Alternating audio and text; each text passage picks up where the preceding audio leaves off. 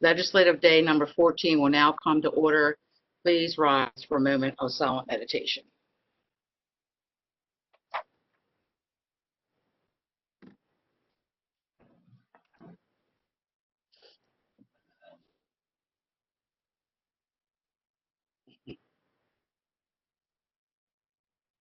I will now call upon Councilman Izzy Patoka, who will lead us in the Pledge of Allegiance to the flag.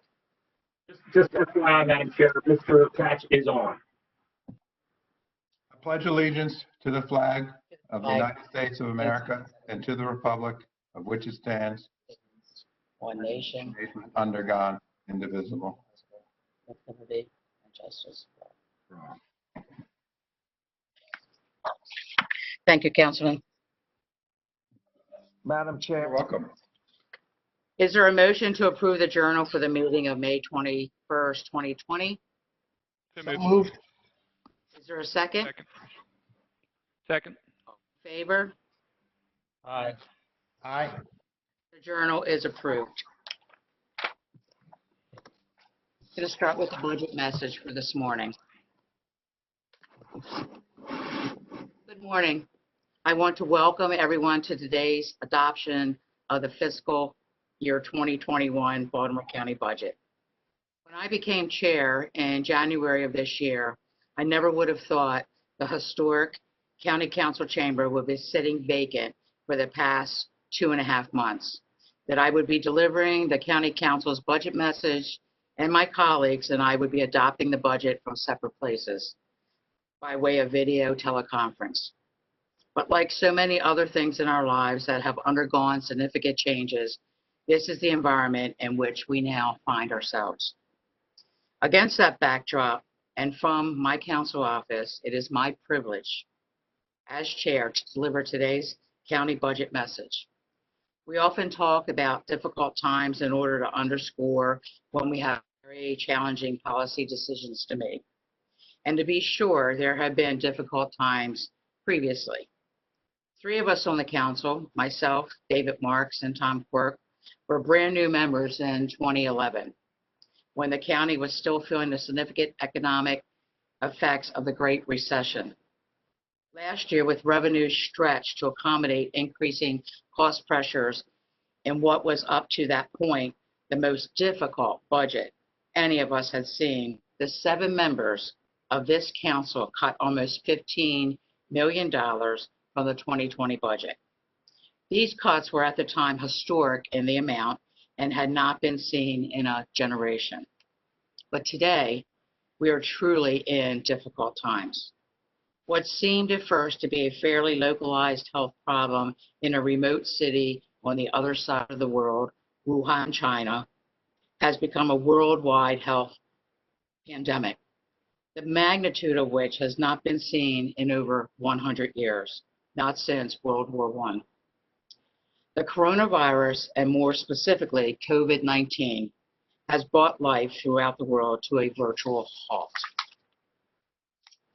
In order to stop or slow the spread of this deadly virus, since mid-March, our country has been in a national lockdown. The state of Maryland and Baltimore County continue to be in a state of emergency, and the governor and the county executive have issued executive orders aimed at keeping people at a distance from one another in an attempt to keep us all safe. Schools and most public gathering venues have been closed. Courts are closed, and many non-essential businesses have been ordered to close or operate on a very limited basis. Even with these measures, COVID-19 has been deadly, specifically for older people or those with underlying health issues. As of this morning, Baltimore County has the 3rd most reported cases of COVID in the state, with 5,678 known cases, and 308 persons have died from the virus in Baltimore County. The economic impact of the disease has been so devastating. The negative effect on small businesses has been especially damaging. Unemployment has skyrocketed to levels not seen since the Great Depression. To make the situation worse, it has been extremely difficult for people to apply for and obtain unemployment benefits. Although we commend the state and Congress for expanding the scope of eligibility, getting those critical funds to the people has been and continues to be a challenge for the state's Department of Labor. To be sure, it has been an extremely difficult task to balance the individual and collective health interests of our residents with the very real and overwhelming effect the pandemic has had on our individual businesses and the economy as a whole. There are some who say we should open things up again and rely on individuals to take all the necessary precautions and take our chances. But as a government and an elected body, we need to be more responsible than that. COVID-19 is a virus that is more contagious than common viruses and can be transmitted from person to person very easily. A person may have easily identified symptoms or virtually no symptoms at all. They may have had the virus and be a carrier and not even be aware of it. Experts are saying we are probably at least a year away from a vaccine, and that the virus could come back even worse in the fall and winter. Why? This is why this disease is so threatening, because of what we don't know. Even with the uncertainty, I am gratified that the county executive is taking steps to fully enter stage 1 reopening. By 5 p.m. today, restaurants and social organizations may begin to safely reopen the outdoor dining under strict public health requirements. Drive-in movie theaters may reopen with appropriate health and safety guidelines. Outdoor youth sports may resume, following all appropriate CDC guidelines and state requirements. Outdoor activities at youth day camps may resume in line with state requirements and guidance, and outdoor pools may reopen with strict safety guidelines in line with state requirements. I am also pleased that the progress being made to contain and manage this virus is allowing Baltimore County to align with current state thresholds for retail stores, barbershops, and hair salons and houses of worship so they can reopen at up to 50% capacity. Against all of the uncertainty of the past 3 months, this council and our staff devoted many hours to reviewing the budget. We are tasked with approving by June 1st, today, for fiscal year 2021.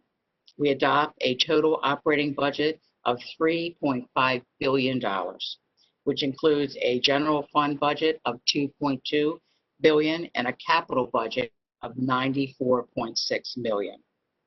The budget funds the essential services of government, including public safety and first responders, education, and basic infrastructure. But this budget does not fund more than core needs, and as you will hear in this budget message, this council has addressed projected revenue decreases with significant actions.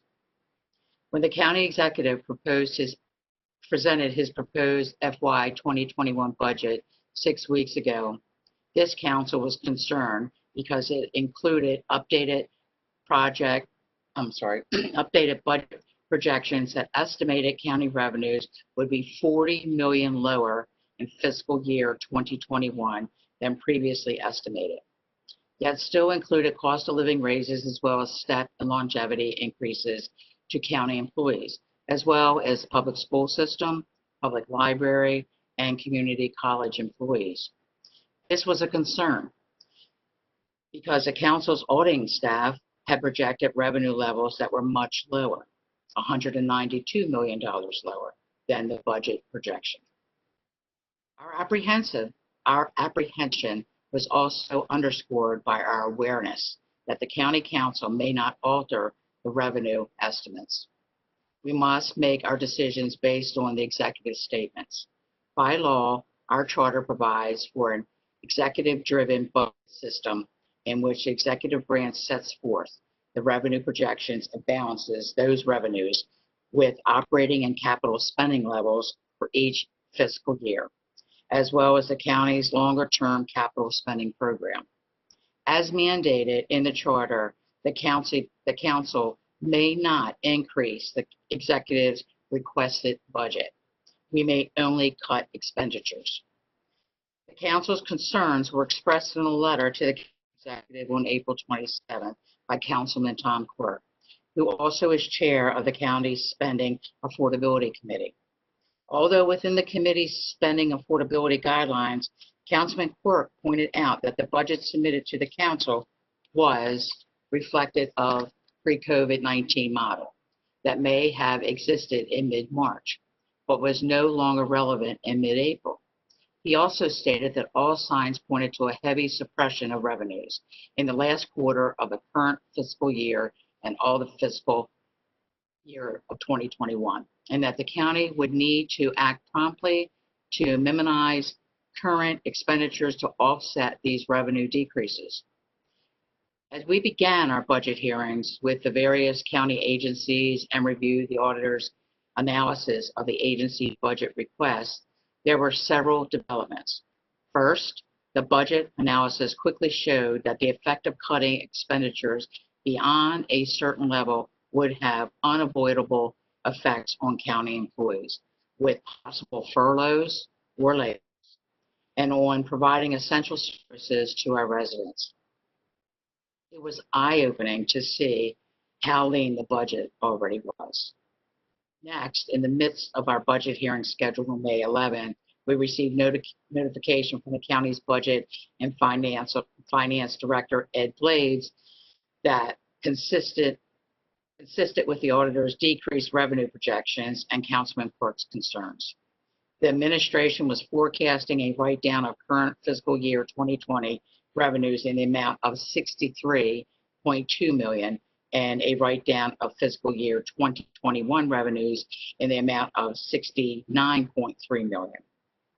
A few days later, on May 13th, as our hearing process was nearing an end, on behalf of my county council colleagues, I wrote to the county executive and informed him that the council would not approve previously negotiated raises in this current economic and public health climate.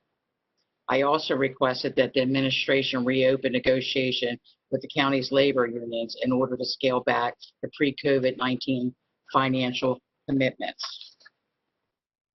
The following day, on May 14th, we received confirmation that discussions with the labor unions were successful, and that the labor unions understood the gravity of the county's financial position in the midst of the pandemic, that they wanted to contribute to a county-wide solution to these financial challenges, and that, as a result, the cost of living increases would be deferred.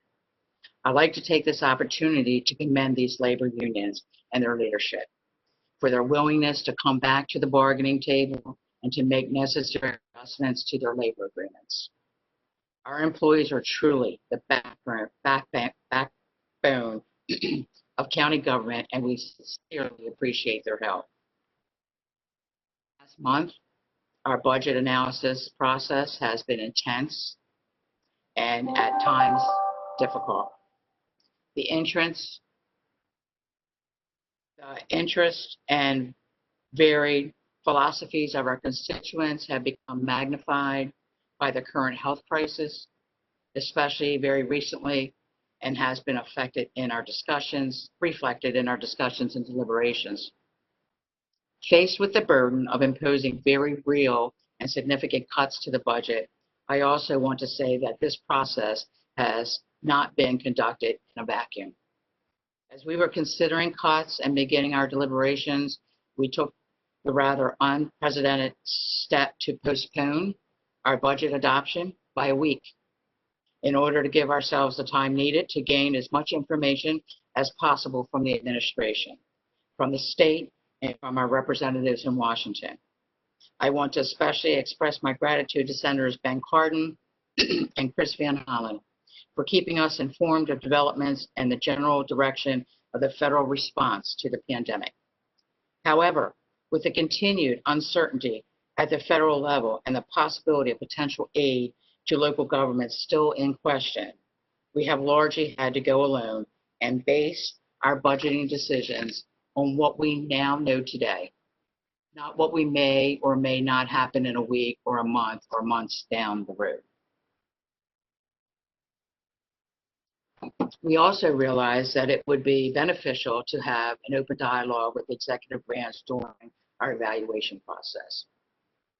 Certainly, the council could have independently approved spending reductions and passed a balanced budget based solely on the auditor's budget analysis and the testimony of county agency heads. But we wanted to be more focused and precise with some level of coordination with the executive branch if we were going to cut funding to certain agencies and programs. We also wanted to be mindful of the necessities and services that county government provides, which are fundamental to everyday life, even during this crisis. At the end of the day, our priorities generally aligned with the county executives: education, public health and safety, supporting the county workers who provide services to our constituents, and ensuring that the bases are covered. Your trash gets picked up, roads, bridges, and the public infrastructure are well maintained, and county facilities are available and maintained for use by our residents.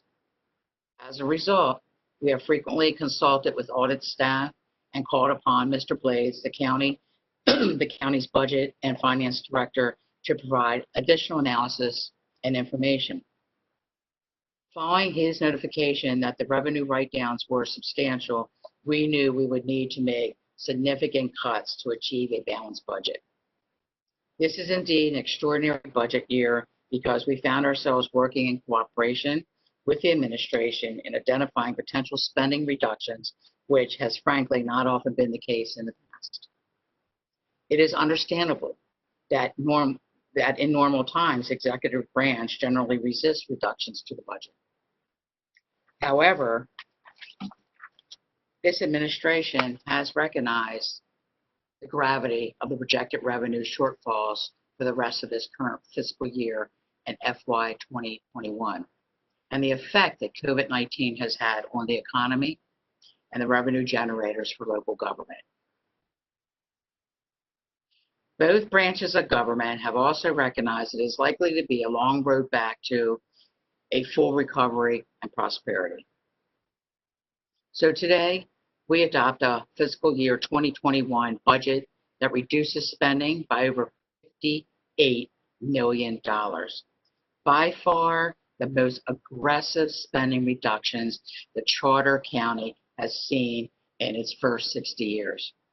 Let me explain why these reductions are being made. Although someone on this council is very supportive of our public education system, regardless of political party, there unfortunately can be no sacred cows this year. Each year, about half of the county's general budget goes to fund education. The county's contribution towards public education is currently tied to a mandatory minimum of expenditures under the state's Maintenance of Effort Law. This MOE law requires individual counties to provide at least the same amount of funding as a per pupil basis as they did in the prior year. Recognizing the importance of education over the years, this council has consistently funded education above maintenance of effort levels. But this particular year, obviously, much different. In fact, Dr. Sandra Kurtenitis, the president of CCBC, understands the seriousness of the revenue issues. She has been a wonderful and nationally recognized steward of the county's community college campuses and programs. During her opening remarks for CCBC's budget hearing, Dr. Kurtenitis volunteered that during this extraordinary time, the college would not be seeking funding above maintenance effort. She could have easily talked about why CCBC needed every dollar in the proposed budget, but she looked beyond only the needs of CCBC and has made her job a bit easier. On behalf of my county colleagues, I want to thank Dr. Kurtenitis for her wisdom and her leadership. As a result of our discussions and deliberations, we are reducing funding to BCS by $20.2 million and to CCBC by $3.9 million. but there are still maintaining funding of maintenance of effort level.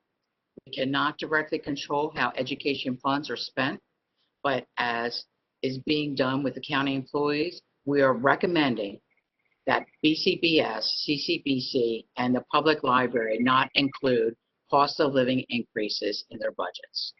We did not consider these reductions lightly and realize that education funding for our children is truly an investment in our future.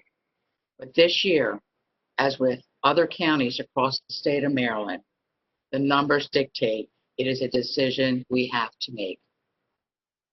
Additionally, FY 2021 budget actions include reducing the tourism fund grant by $400,000, reducing the grants to organizational contributions, particularly those organizations outside of Baltimore County, by $400,000, making a general fund reduction in the capital budget by $3.5 million, eliminating a 2% increase to the county trash haulers for a savings of $600,000, continuing a county hiring freeze through the end of the year for non-essential employees that will save $4.1 million, and deferring cost of living and other negotiated compensation amounts, which will set an additional $7.5 million.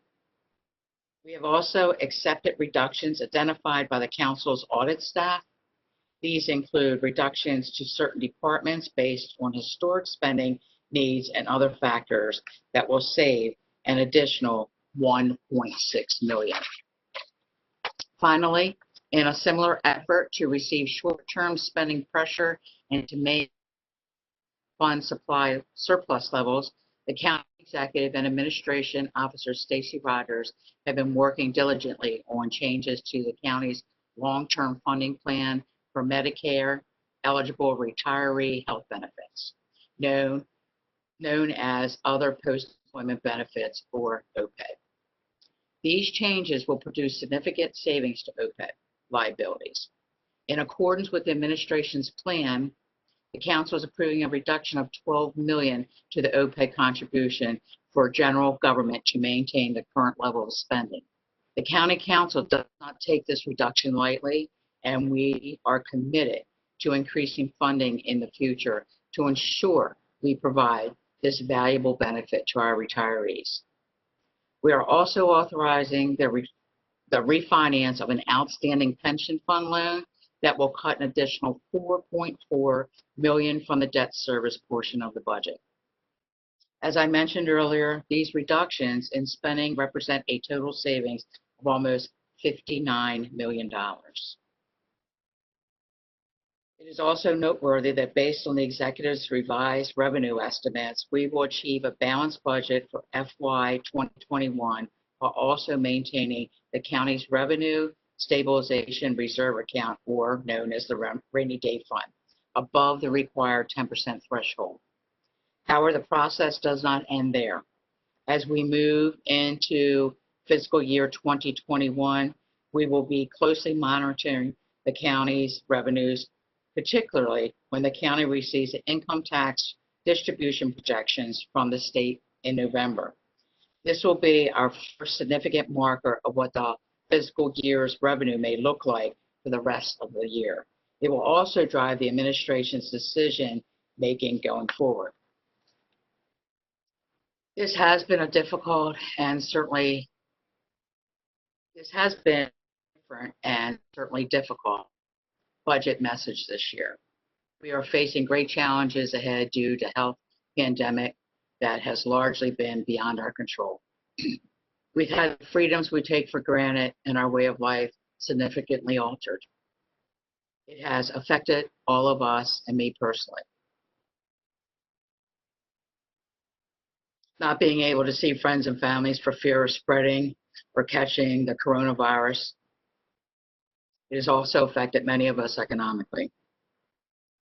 What was a growing economy with most indicators pointing in the right direction is now badly damaged. My hope is that the things will soon come back to some normalcy. that we can safely reopen our society and our economy while continuing to fight this virus, and that we can continue to follow best practices and be considerate of others and their well-being. As the elected leader of our government, it is our job and our duty to confront those challenges and to make decisions on your behalf, and will put the county in the best position for success now and in the future. It is going to take time, even after things reopen. I'm sure people will continue to be cautious in what choices they make and what they do. We may not see a substantial rebound of the economy for some time. The county is a lagging indicator in the overall health of the local economy, meaning the government does not always feel the immediate shock from economic downturns, but also is typically one of the last entitled to recover financially from the economy moving in the right direction again. I can assure you, though, that we will continue to persevere and make responsible decisions to keep the county on the right track. Before I conclude, I thank my colleagues for their attention and hard work during this budget process. I respect and appreciate everyone's dedication to public service on this council. I sincerely hope we can continue the tradition of the county working together for the greater good and putting our constituents above politics. I also want to thank the county executive, the CAO, Stacy Rogers, and the senior staff and department heads for their hard work in preparing the budget and for working cooperatively with us to make these significant spending reductions.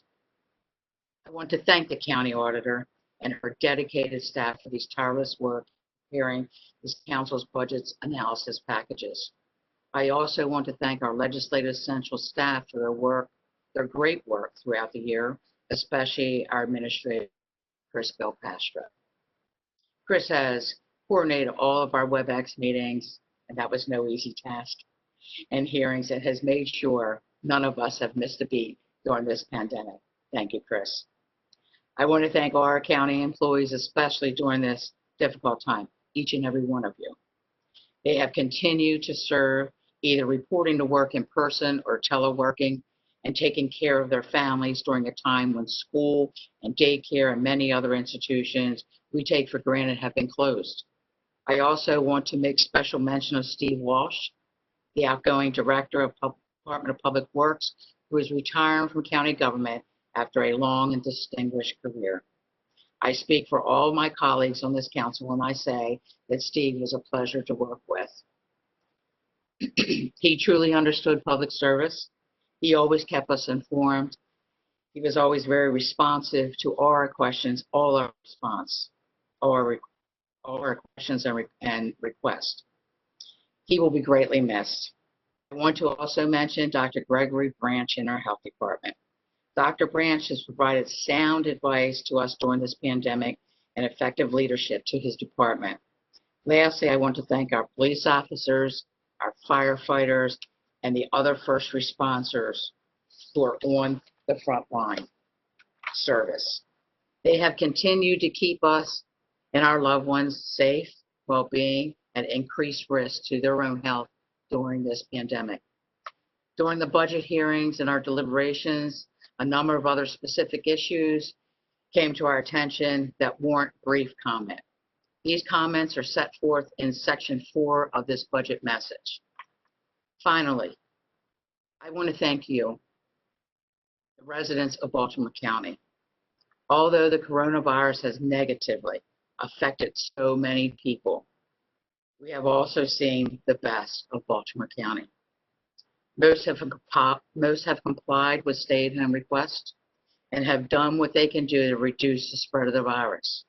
Families are taking care of one another, especially elderly family members, nurses, doctors, and other caretakers are continuing to do their jobs, caring for the sick, disabled, and elderly in hospitals and in other facilities.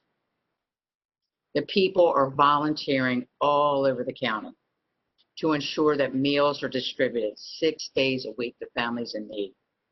Your efforts have made a difference and will continue to help us get through these difficult times. Thank you all.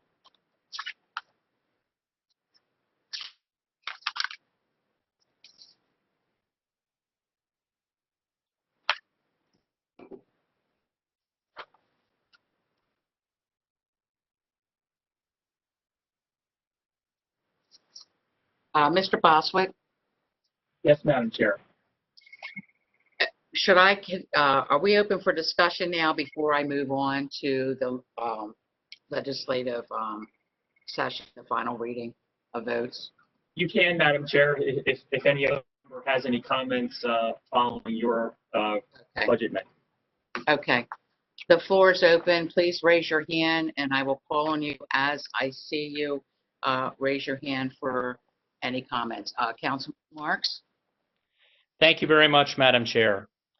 As I said during the work session, this was the most difficult budget I've worked on in my 10 years on the council, but probably the best budget deliberation. There was good interaction between the executive and legislative branches, good analysis from the auditor staff and their counterparts in the Office of Budget and Finance, and a sense of teamwork with our labor unions. Looking at the budget cuts, as you mentioned, the most significant reduction comes from Baltimore County Public Schools as we reduce the amount to maintenance of effort. The school board will now decide where that $20 million comes from.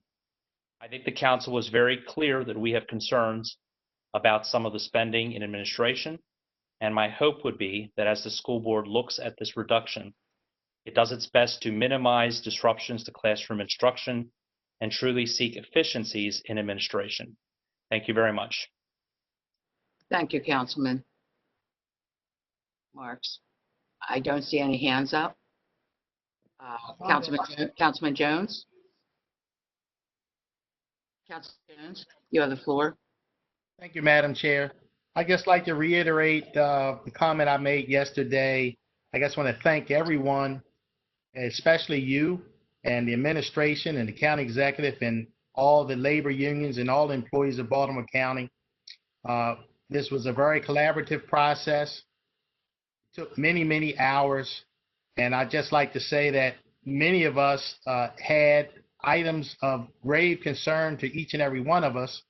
And it became clear that it was going to be very difficult to work through all of those, although we tried for a couple of days. In the end, we settled on something that we all could live with. It wasn't that we all wanted all of these items, but it was something we all could live with. And I just want to thank everybody for their spirit of cooperation and for us coming together to get this done. So thank you, Madam Chair. Thank you, Councilman Jones. I believe Councilman Catch, you had your hand up. Thank you, Madam Chair. I want to compliment the council and the county executive for the way that the budget negotiations were carried out. As you know, I talk about at times the Maryland legislature and the House of Delegates when I served there for many years. And I can tell you that for 2 of the many years I was there, we had very critical budget situations, and the amount of cooperation in the legislature didn't come close to what we've had here this year. And again, I want to thank everyone on the council, the county executive, the chair of the council for making this work. For as been said, we all have given up things that are important to our districts in order to make this cut. It was necessary, but I didn't hear any complaints at all.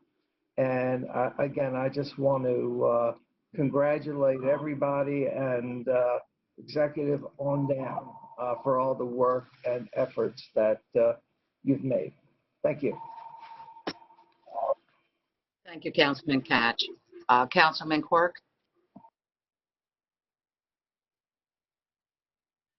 Thank you, Madam Chair, and also agree with the earlier comments and thank Ed Blades and the county exec's office and our audit staff with Lauren and Liz and the whole group. And it's definitely a refreshing compared to some of the other budgets, say, from the past that were difficult, to say the least, when it came to transparency or working together. And so that's refreshing. And, I think it's a good bipartisanship as well.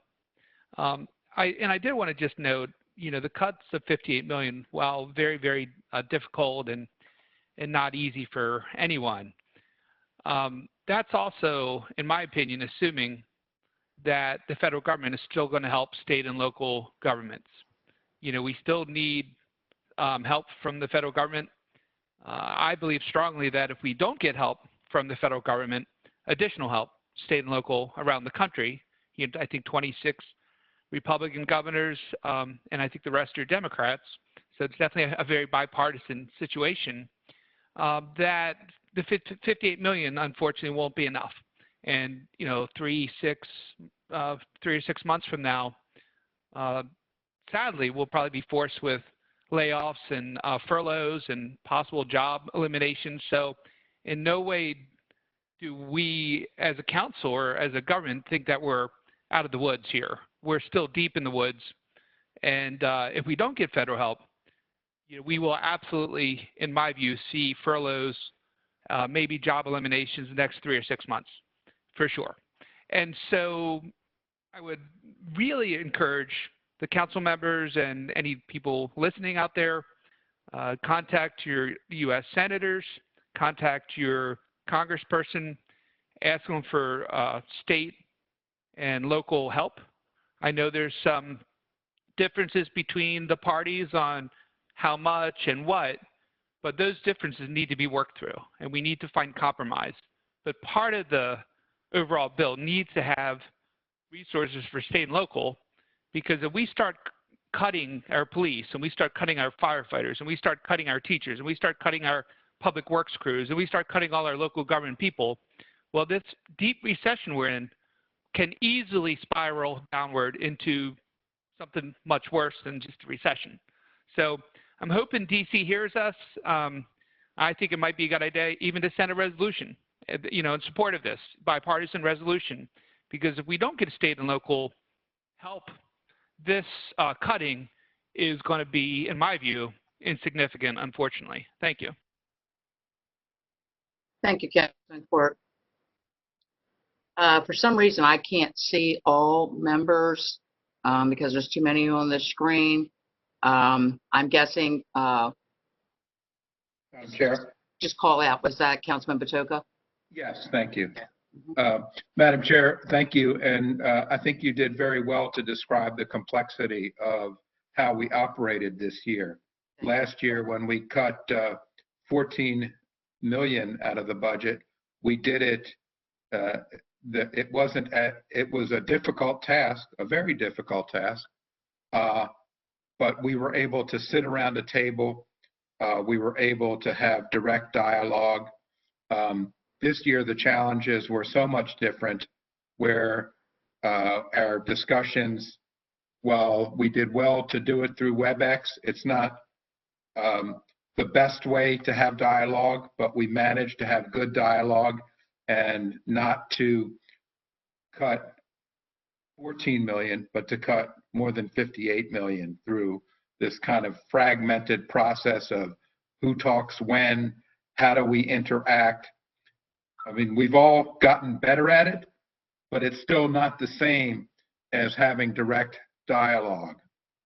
And so I think it was done well. I agree with Councilman Quirk that the agencies and all of us need to exercise discipline moving forward, because there could be other challenges that we see during fiscal 21. And so applying discipline on a day-by-day basis moving into the next fiscal year, I think would be agencies applying their due diligence moving forward. But again, I want to thank my colleagues for the way we interacted on this, and the public as well, because we were all, I think, trying to use our various methods of outreach, and we each do it a different way that works for our districts to keep the public engaged. And it's different when we're not, I can see the list of attendees, but I can't see their reaction in our normal settings, and it's just different. It's complicated on top of being complicated. I think Bernie Sanders would say it's a quagmire on top of a quagmire. He would say it with a different accent, but that's what he would say. So again, let's exercise discipline moving forward. Cutting, one of the core functions of our job is to review budget, and we only have one tool that we can exercise in that review of the budget, and that's to cut. We can't move around, we can't move funds, we can't add funds. So it's not the most fun part of the job, but it's a necessary part of the job. So I think, just want to say again, without overstating it too much, that it was, I think it was done well in a very complex format this year. I would agree with you, Councilman, and for the public to know as well, we have been disconnected from our staff, not being able to, be in the same room, in the same offices with our staff, not just essential staff, but our own staff. And again, kudos back to Curtis Belcastro, because we have been doing this for almost 3 months now remotely. And it was, I remember our first meeting, and, we had a hard time getting on, and we couldn't hear each other, we couldn't see each other, and we've come a long way. And so we have been still taking care of business in our districts. My is in the district. And, we work every day remotely and by telephone, and it has worked for all of us. And I'm pretty proud of that. And I am proud of the work that we've done together. And I've been in this is my 10th budget, I believe, my 9th or 10th budget.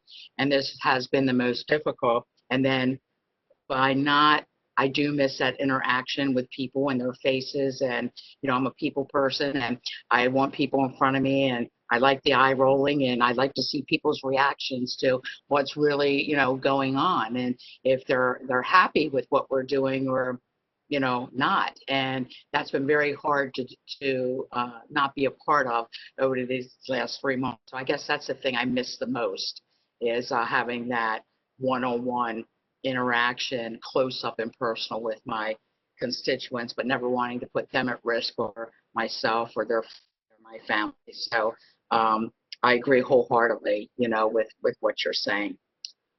Who's next?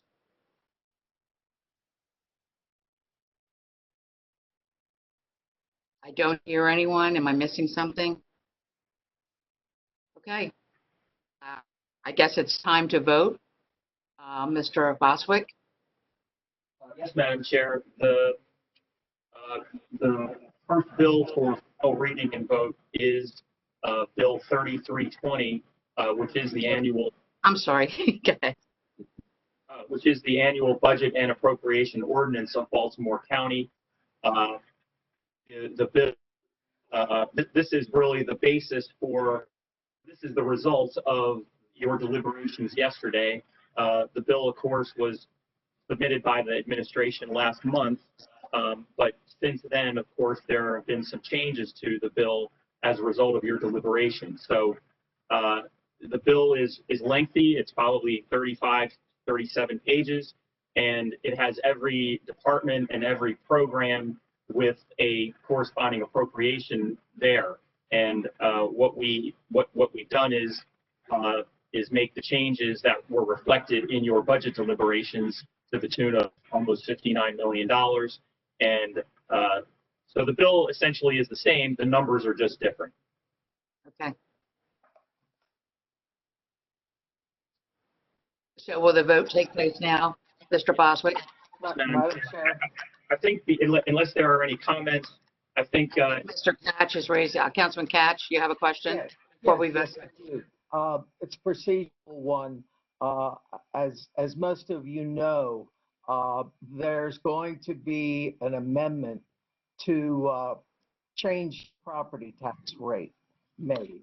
And if that amendment, you can't hear me? Can you hear me? Oh, good. So, that property tax change has a fiscal note. And I have an amendment, which can be sent to you all now to pay for that property tax cut. It's an amendment of $8.9 million. And Chris, if we decide this, we'll send it to you. But my question is, do we want to vote on the change in the property tax before we vote on the budget? Or do we want to try the amendment to make reductions in the budget in order to fund the property tax break, which will come in the next vote?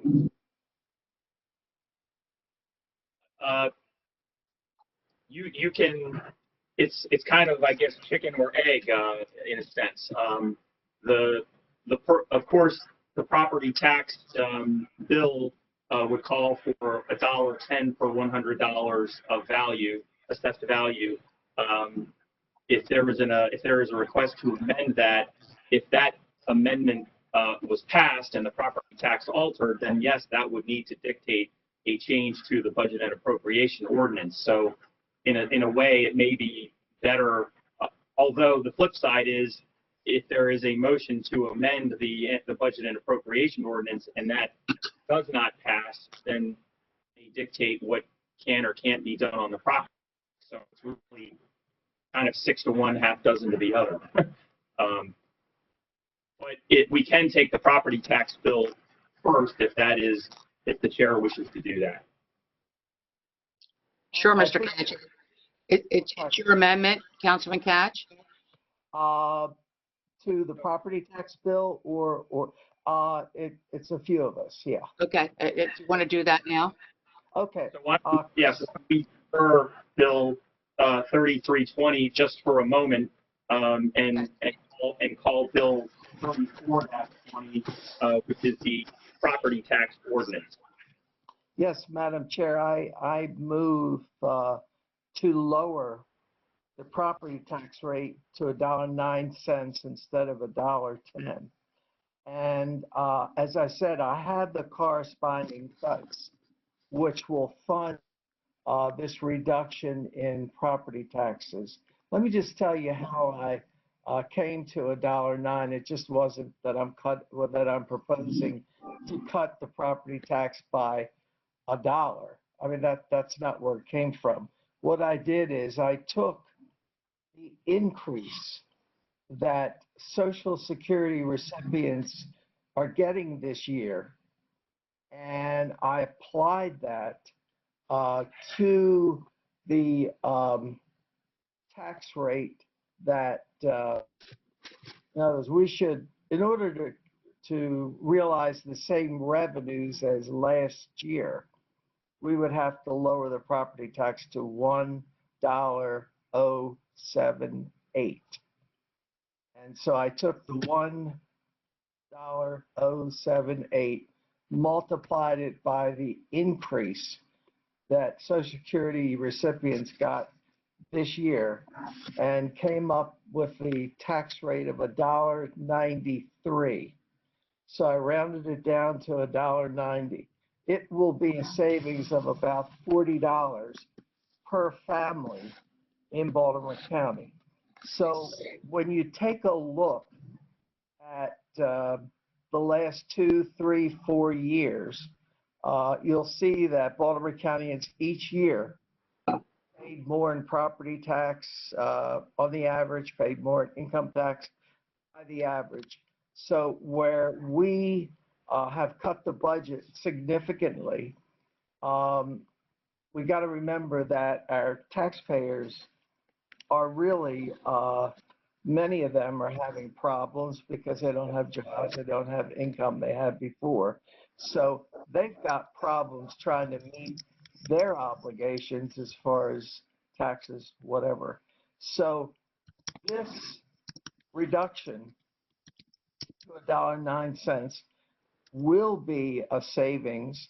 The increase in income taxes, $92 a year if it stays at $1.10. So this will save families about $40 a year. And of course, if you each year the amount of property tax has gone up. If you take a look at what last year Baltimore County has paid in property taxes, go back 5 years, it's quite a bit of money, quite an increase, because it just continues to grow. Now, as I said, I have an amendment that if you'd like to see it, Chris can send it to you, which would fund this property tax cut. The amendment is a cut of $8.9 million. Would anyone like to see the list? I'll have Chris send it to you, or do you want to vote on the amendment first? Madam Chair, Yes. Who is that? as a point of clarity, when Councilman Katz stated that the property taxes are going up and up, that is not the Baltimore County raising those property taxes. That is the state of Maryland assessment is going up. That's the state of Maryland raising that, not Baltimore County, the county executive, nor the county council raising property taxes. That is the level of state of Maryland assessment being increased. That is correct, Council. That is correct, Councilman. And I just read 12 of the issues in Baltimore County and the budget. So even suggesting now that we even cut, I just don't get it. But go ahead, Councilman Cassidy. Yeah, let me just make a statement that when I was in the state legislature, and I'd get complaints about Baltimore County property taxes. Of course, I would, when I was first elected, would talk about, well, the rate would need to be lowered for your property taxes not to go up. And then I dropped that completely. And I went to explain the whole situation to people, that it's the assessment and it's the rate. And we have a cap. a 4%, that is correct. It's 10% on the state level, 4%. So then when I got to the council, I thought, my gosh, I'm not going to blame the state assessment for the fact that property taxes are going up, because the value, when houses are assessed, they must be assessed at the real market value. I mean, that's it set in law. I don't know what else you'd base it on except for what the house is worth. So you have a situation which I think is really a little unfair, where you have a house that you bought 30 years ago for $40,000 and it's worth $400,000 today, and subsequently your property taxes have gone up. And you're right, they have been, there's been a 4% lid each of those years, but nevertheless, it takes 19 years for property taxes to double. And so if you've had a house for, as I said, for 19 years, your property taxes will double. And so, I'd like to see some kind of lid on property taxes. because it is beginning to get very challenging for some families. By the way, it's interesting that the income tax that we're paying in Baltimore County, the receipts exceed the property tax. The only reason why income tax was introduced, I guess it was about 30 some years ago, was to, in Baltimore County, get rid of the property tax completely. And the governor of Maryland at that time vetoed the bill. So then this next bill came around where going to have the property tax, create that for county residents in order to significantly lower the property tax. But I think we've lost sight of the purpose of the income tax because our property taxes have gone up. I understand you're saying they're going up, but we, the county, have not increased the formula for property taxes in over a quarter of a century. So we, the county, have not raised property taxes. It is the assessment, and they make the assessments every year. If you add shutters to your house or add a shed, or they think you've finished your basement, the state is all over you, increasing the amount of your appraisals. So I'm just saying, we, the county, I want it understood to everyone listening that our formula for income tax has remained the same for, I think 26 years, maybe 25, but I think 26. So we haven't changed that formula, but I understand. I know myself, I pay property taxes, and for 11 years I paid them on the waterfront. So that's a big owie. So I understand you when they go up, but it's not the county, it's the assessment. But does anyone else have Madam- anything? Madam Chair. Yes, who is that? Councilman Jones? Yes, I appreciate the efforts of my colleague to provide some relief for the citizens. And I'd just like to say just to clarify, everyone property is assessed once every 3 years by the state. And there have been years where there was no increase in the assessed value because of the economy, because of the real estate crisis. But let me just look at the big picture for a moment. One of the things I said earlier on was we all had cuts that we wanted. And we all came together and followed some cuts that we didn't want individually, and came together for the good of everyone so that we can move forward. And here we are at this juncture, and Councilman Katz is saying, I have 9 million in cuts. Well, we opening up the box again because I have another 9 million in cuts. Everybody on the council has another 9 million in cuts, and we will be right back to where we started. So I think it's sort of unfair to, at this juncture, say you have 9 million in cuts to give people $40 relief. And believe me when I tell you,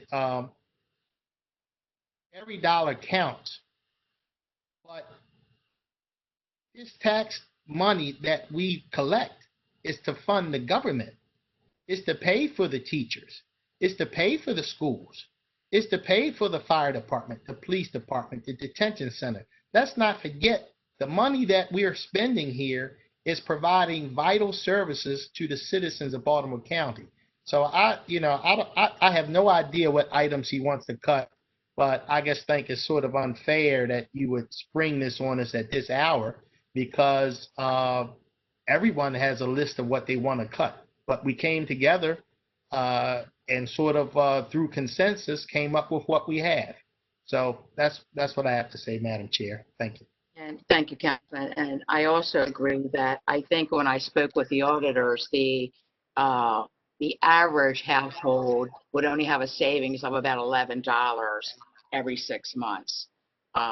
So we're really talking about $22 a year. And I know every cent counts, but at the same time, when you're asking to cut I agree with Councilman Jones. You would be the first to say, but I need a new school. I need a new community center, you know, and we all want these things, but you don't get the cut tremendously like that and then still want. So, and again, it's last minute. Here we are trying to pass the budget today, and all of a sudden you're springing, you know, this on us. So that's my 2 cents. Okay, Councilman Quirk, I saw your hand up. Yeah, thank you, Madam Chair. I'd also like to mention, I mean, obviously with this COVID-19, there's real people that are hurting out there, no doubt about it, many of which are citizens and taxpayers. So in no way do we not all recognize that. We all recognize it. At the same time as well, I do know many people who unfortunately have lost their jobs, but they've actually called their banks, and a lot of the banks have allowed them to defer their mortgage payments for up to 3 months. And that's also helped the taxpayers out there. So if there are people out there listening that have unfortunately lost their jobs, hopefully only temporarily, know that many banks are working with you to try to help you through the situation, including some banks deferring mortgage payments for up to 3 months. And in addition, there are unemployment, hopefully more people can get through the unemployment line. That's been obviously very difficult. But on top of that, there's unemployment checks plus corona checks. So many people that are unemployed have actually found that the corona checks and the unemployment checks have been helping them through this very difficult time. And so, you know, I think I agree with Councilman Jones and Chairwoman Bevins and Councilman Patoka that this is not in the spirit of the bipartisanship we were just talking about. Instead, I view this as sort of grandstanding and kind of pandering to your base, and I find that unfortunate. Thanks. Madam Chair. Yes, Councilman Marks.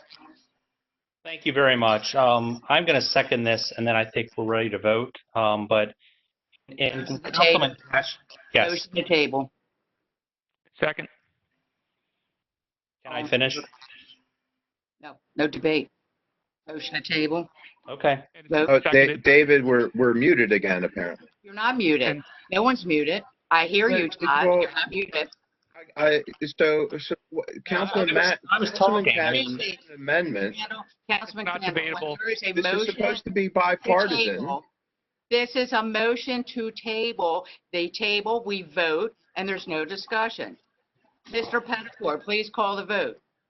An amendment was moved, And I an motion to amendment, table. an amendment was moved, and 4 Democrats got to speak after it was moved. One Republican raises his hand to second it and has a statement, and he's not allowed to make it?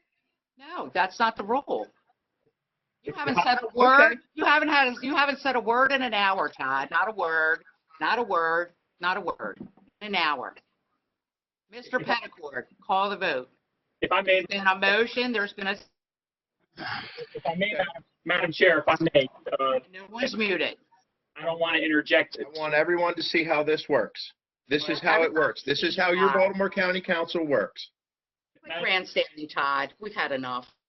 Madam Chair, if I may, I think, Standing up for my constituents and standing up for what I believe in is grandstanding. Get me an order of wood and the bunting right now.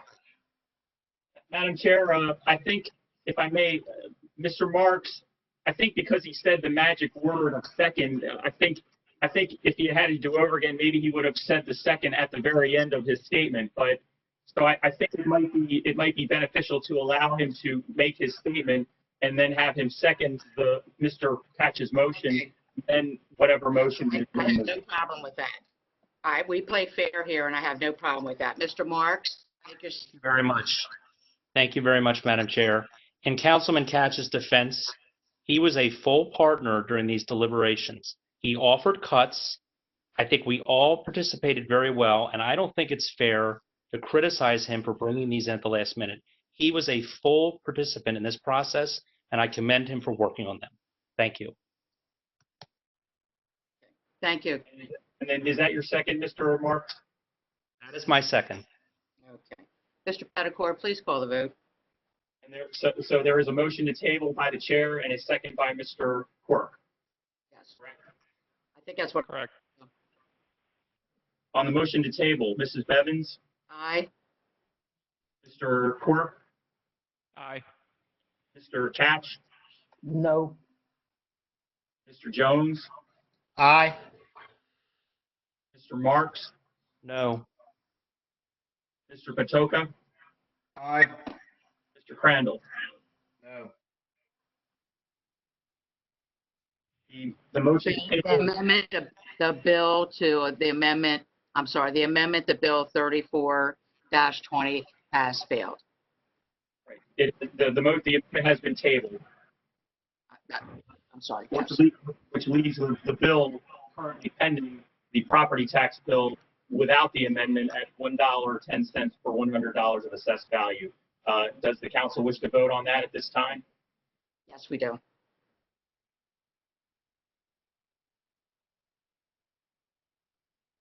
Mrs. Bevins, No. I'm sorry? What's the question? I'm sorry. You're That's breaking up really bad. Sorry, Mrs. Bevins.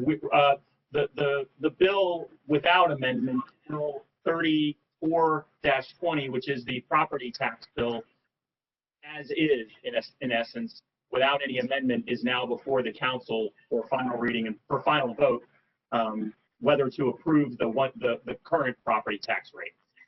Oh, that's, Yes, okay. Mr.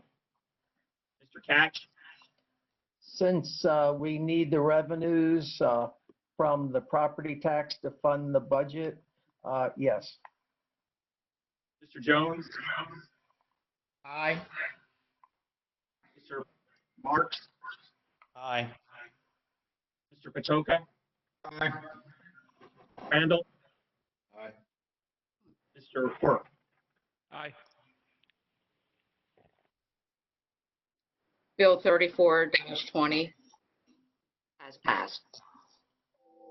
Next, Madam Chair, is Bill, going back to the earlier bill, Bill 33-20, Annual Budget and Appropriation Ordinance of Baltimore County. As I indicated earlier, the bill has been amended to reflect the results of your budget deliberations. So many of those appropriation numbers have been altered. For the most part, not substantially. Stretch all of those changes throughout the entire bill, it adds up to a lot, but each one is not a lot. And so those changes have been made and are before you.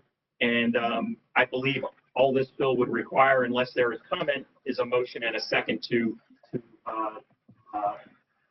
for the amendments. I'll move it. I'll second. And the amendments don't need to be voted on because they were already voted on yesterday. So I would now call the roll on the amended budget and appropriation ordinance. Mrs. Evans, Aye. Mr. Jones, Aye. Parks, Aye. Mr. Patoka, Aye. Randall. Aye. Mr. Quirk, Aye. Mr. Catch. Aye.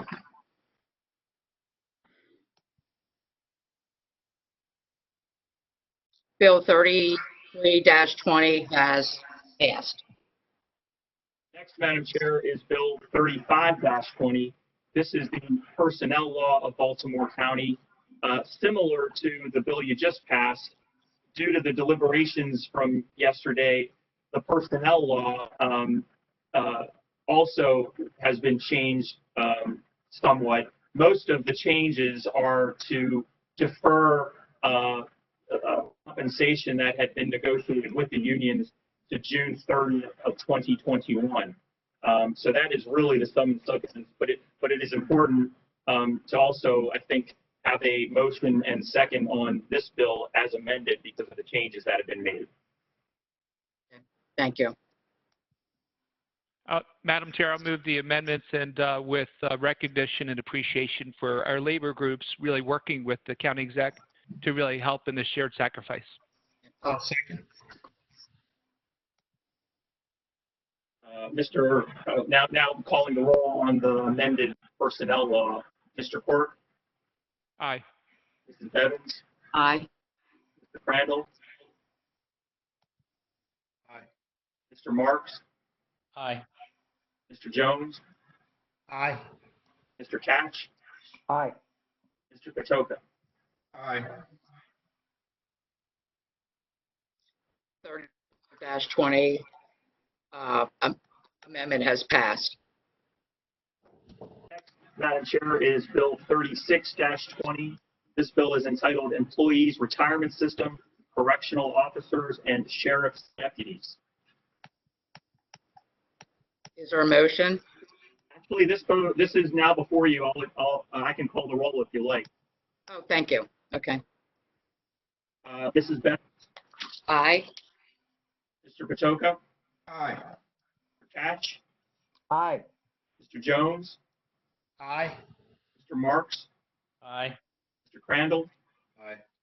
Mr. Quirk. Aye. Bill 36-20 is passed. Next item, please. Several items, Madam Chair, are the borrowing ordinances that are the result of ballot questions that were approved by voters, or that I think will be approved by voters. Bill 37-20, Public Works Borrowing Ordinance. Is there a motion? Again, no motion necessary, ma'am. Oh, I'm sorry. Mr. Secretary, please call the roll on Bill 37-20. Mrs. Bevins, Aye. Mr. Marks, Aye. Mr. Jones, Aye. Mr. Catch, Aye. Mr. Patoka, Aye. Mr. Quirk. Aye. Bill 37-20 is passed. Next item, please. I don't think we heard Mr. Crandall. Oh, Thank you. Bill 30, for the record, he was not muted. Next bill, please. Bill 38-20, Refuse Disposal Borrowing Ordinance. Mr. Secretary, please call the roll on 38-20. Bevins, Aye. Mr. Crandall, Aye. Mr. Quirk, Aye. Mr. Patoka, Aye. Mr. Catch, Aye. Mr. Jones, Aye. Mr. Marks. Aye. Bill 38-20 is passed. Next bill, please. Bill 39-20, General Government Buildings Borrowing Ordinance. Mr. Secretary, would you please call the roll? Mrs. Bevins, Aye. Mr. Catch, Aye. Mr. Jones, Aye. Mr. Marks, Aye. Mr. Crandall, Aye. Mr. Quirk, Aye. Mr. Patoka. Aye. Bill 30-20 is passed. Next bill, please. Bill 40-20, Parks Preservation and Greenways Borrowing Ordinance. Mr. Secretary, would you please call the roll on Bill 40-20? Mrs. Bevins, Aye. Mr. Catch, Aye. Mr. Jones, Aye. Mr. Crandall, Aye. Mr. Quirk, Aye. Mr. Patoka, Aye. Mr. Marks. Aye. Bill 40-20 is passed. Next bill, please. Bill 41-20, Community College Borrowing Ordinance. Mr. Secretary, please call the roll on Bill 41-20. Mrs. Bevins, Aye. Mr. Jones, Aye. Mr. Marks, Aye. Mr. Crandall, Aye. Mr. Quirk, Aye. Mr. Patoka, Aye. Mr. Catch. Aye. Bill 41-20 is passed. Next bill, please. Bill 42-20, School Borrowing Ordinance. Mr. Secretary, would you please call the roll on Bill 42-20? Mrs. Bevins, Aye. Mr. Marks, Aye. Mr. Crandall, Aye. Mr. Quirk, Aye. Mr. Patoka, Aye. Mr. Catch, Aye. Mr. Jones. Aye. Is that everybody? Yes. Bill 42-20 is passed. Mr. Secretary, next bill, please. Bill 43-20, Land Preservation Borrowing Ordinance. Please call the roll on 43-20. Bevins, Aye. Mr. Quirk, Aye. Mr. Patoka, Aye. Mr. Catch, Aye. Mr. Jones, Aye. Mr. Marks, Aye. Mr. Crandall. Bill 43-20 is passed. Mr. Secretary, next bill, please. Bill 44-20, Community Improvement Borrowing Ordinance. Please call the roll on Bill 44-20. Mrs. Bevins, Aye. Mr. Patoka, Aye. Mr. Catch, Aye. Mr. Jones, Aye. Mr. Marks, Aye. Mr. Crandall, Aye. Mr. Quirk. Aye. Bill 44-20 is passed. Mr. Secretary, next bill. The last borrowing ordinance, Madam Chair, Bill 45-20, Waterway Improvement Borrowing Ordinance. Would you please call the roll on Bill 45-20? Mrs. Bevins, Aye. Mr. Patoka, Aye. Mr. Marks, Aye. Mr. Jones, Aye. Mr. Crandall, Aye. Mr. Catch, Aye. Mr. Quirk. Aye. Bill 45-20 is passed. Next bill, please. Next is Bill 46-20, Current Expense Budget Recruitment and Retention Grant. And I believe we have Colonel Bolnauer here to testify. Yes, ma'am. How are you today? I'm doing well. Good, good. Just a reminder, this bill is a supplemental appropriation in an amount of $20,000. It's a grant that's made by the Governor's Office of Crime Control and Prevention for recruitment and retention. We're asking that you accept and appropriate this $20,000. It's for the current fiscal year. In fiscal year 20, there's no matching funds from the county. Okay, are there any comments or questions from the council for the Colonel? Okay, hearing none. Mr. Secretary, please call the roll on Bill. Wait a minute, Madam Chair, can I ask a question? I'm sorry, Councilman, I didn't see your hand. I'm sorry. Mark? Has the Baltimore County Fraternal Order of Police, have they been involved with any discussions with this bill? I'm not aware of any, no, sir. Okay. Anyone else? Mr. Secretary, please call the roll on Bill 46-20. Madam Chair, Mrs. Bevins? Oh, I'm sorry, I need a motion. No, you're fine. Oh, am I good? Okay. Mrs. Bevins? Mr. Catch, Aye. Mr. Quirk, Aye. Mr. Patoka, Aye. Mr. Crandall, Aye. Mr. Marks, No. Mr. Jones. Aye. Bill 46-20 is passed. Mr. Secretary, next bill, please. Next is Bill 47-20, School Bus Monitoring Cameras. Okay, we have Chief Melissa Hyatt here to testify. Good afternoon, Chief. Good morning. What is it? Still morning, sorry. Good afternoon, Madam Chair and members of the council. First, I just want to thank the entire council for their continued support of the police department and public safety in Baltimore County. This bill will authorize the Baltimore County Public Schools to install external enforcement cameras on the county's fleet of school buses. The safety program will make our students safer as they travel to and from school. And as you know, it is already illegal under state law to pass a stop school bus that has its red lights flashing and its stop arms extended. And yet thousands of drivers are violating that law and putting our children in serious danger. With 800 school bus routes in Baltimore County, there is no way for the county police to comprehensively enforce this important safety law by observing and stopping violators. State law provides that from the fines collected, local government may recover costs for equipment and operations, with any remaining revenues being spent for public safety. There's another important feature of this new program that the police department strongly endorses. This system will also include internal cameras on the school buses, which will be entirely controlled and managed by the school system. These will be a significant upgrade with immediate remote access to video footage and built-in GPS tracking. This will help protect children during their bus rides, particularly where there are concerns or allegations involving young children or involving nonverbal children of any age. It's critical that we enact this legislation now before a careless driver strikes and kills one of our Baltimore County students. It's incumbent on us to ensure that the safety of our children is protected, and this bill advances that goal and I know that we all share that common sense goal.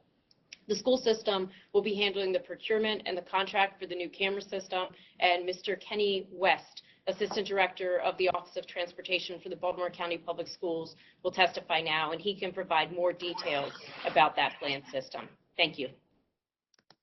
Thank you, Mr. West. Mr. West, are you with us? He's on mute. Can Mr. West unmute himself? Or is that us on our end, Chris?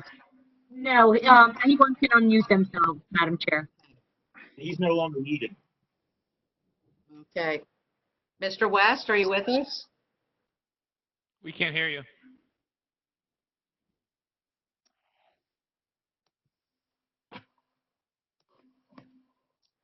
Mr. West, he's unmuted.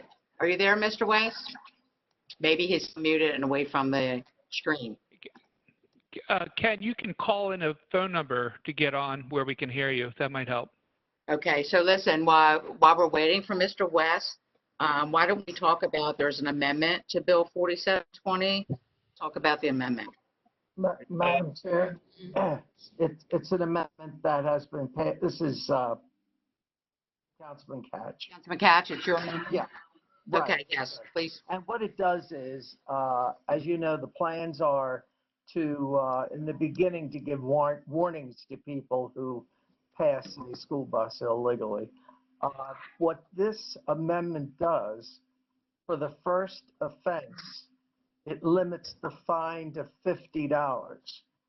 For subsequent offenses, it limits it to $250. So that is in essence the amendment. I think that gives plenty of warning to people who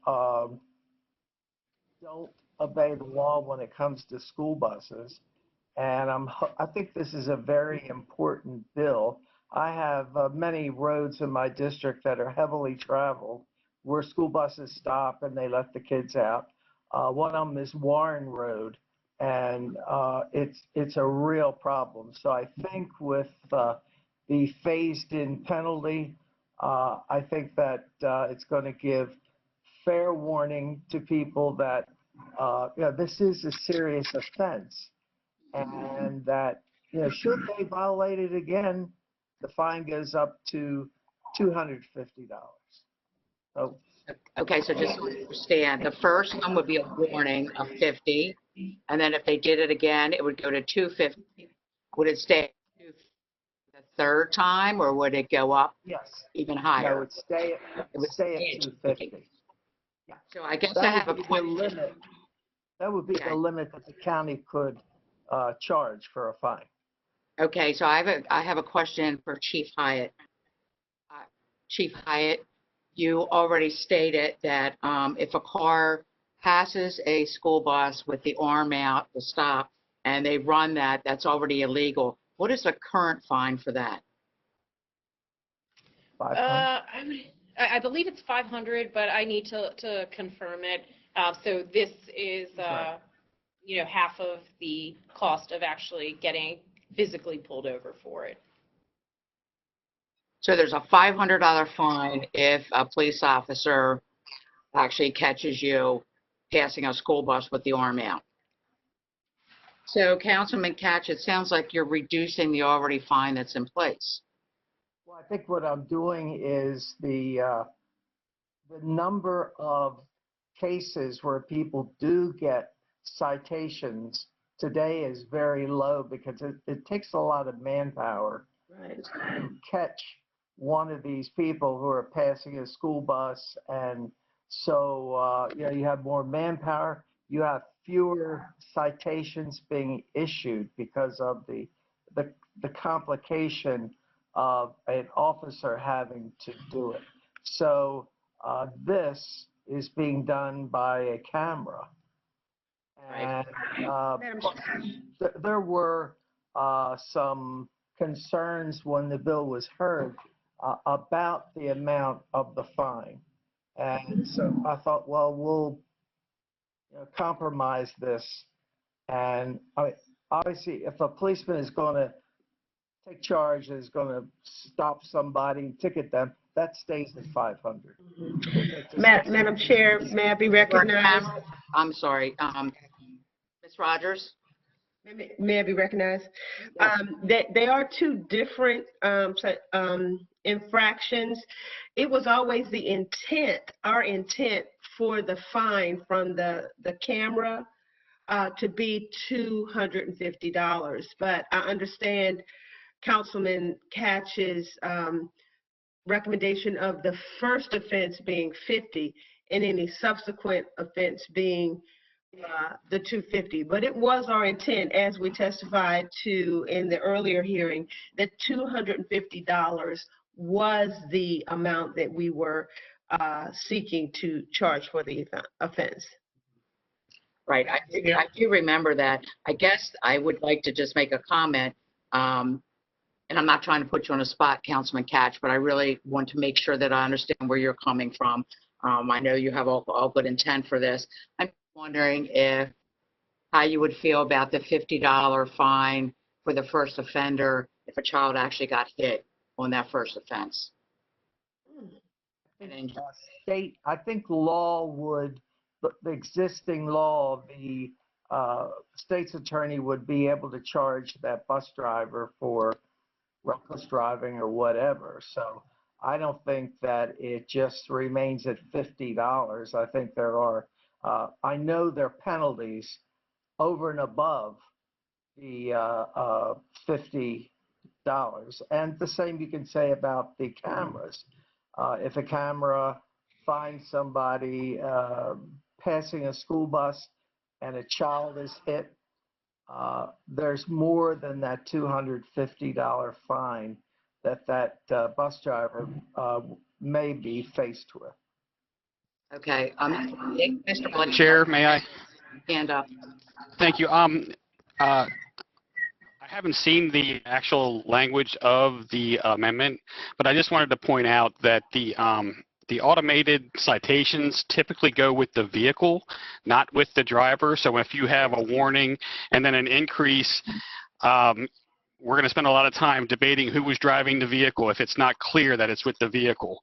You know, my second citation was my wife driving. My third citation was my son driving, and they should all be $50. So I just hope that if you were to approve an amendment, that it would follow the vehicle, not the individual driver. I think it makes things really complicated for our staff.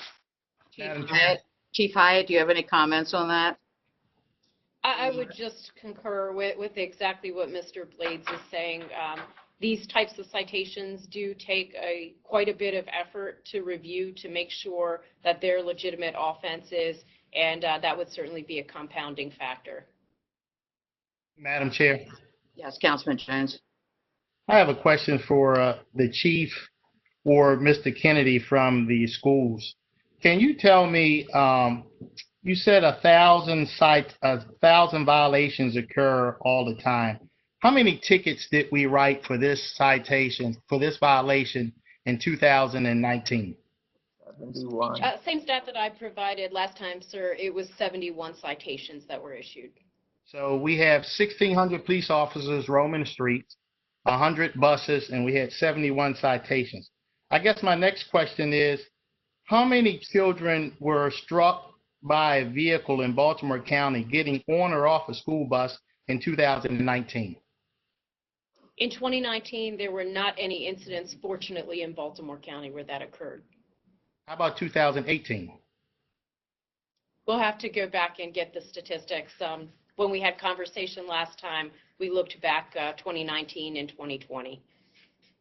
Okay. I was talking to a gentleman the other day, and he suggested that he could not remember when a kid in Baltimore County was struck getting on or off a school bus.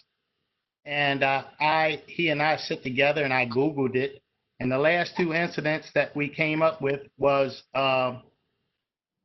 one was a bus driver who closed the door on the kid's backpack and dragged them for, I guess, I don't know how far. Thank God the kid wasn't injured seriously.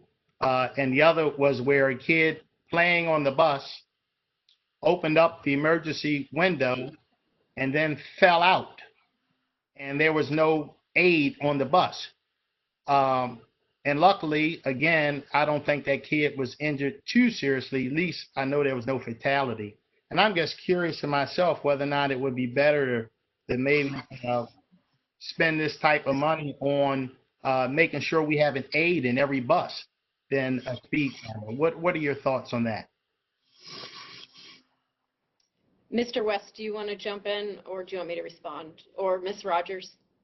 Is Mr. West with us now?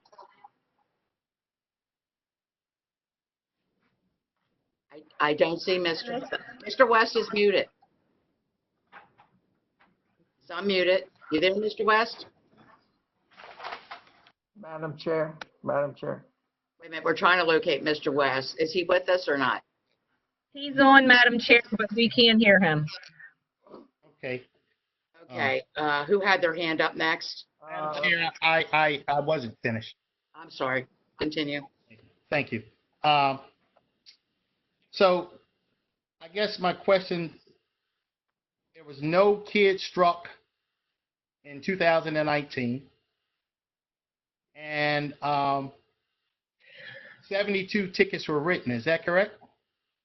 71. 71 tickets.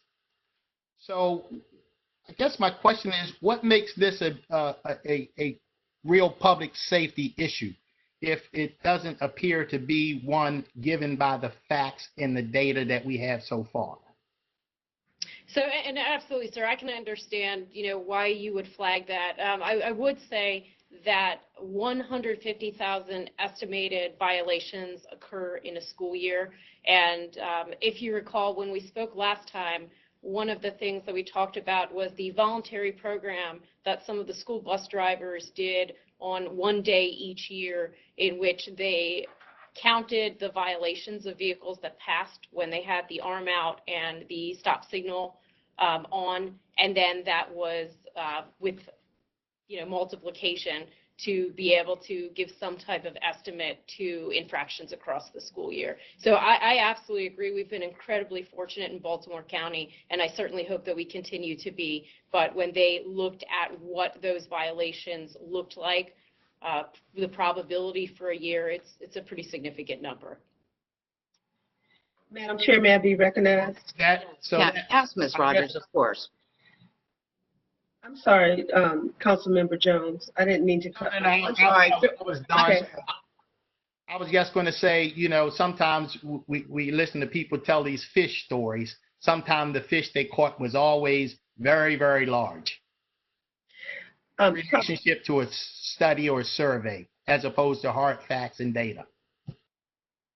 Councilmember Jones, I understand your concern and your sentiment, but our concern is about being proactive, and with the study of the bus drivers, which is done each year, like a point in time on a given day, the data suggests that on one given day, when they do the study, and Chief Hyatt, correct me if I'm wrong, they're logging 1,000 violations.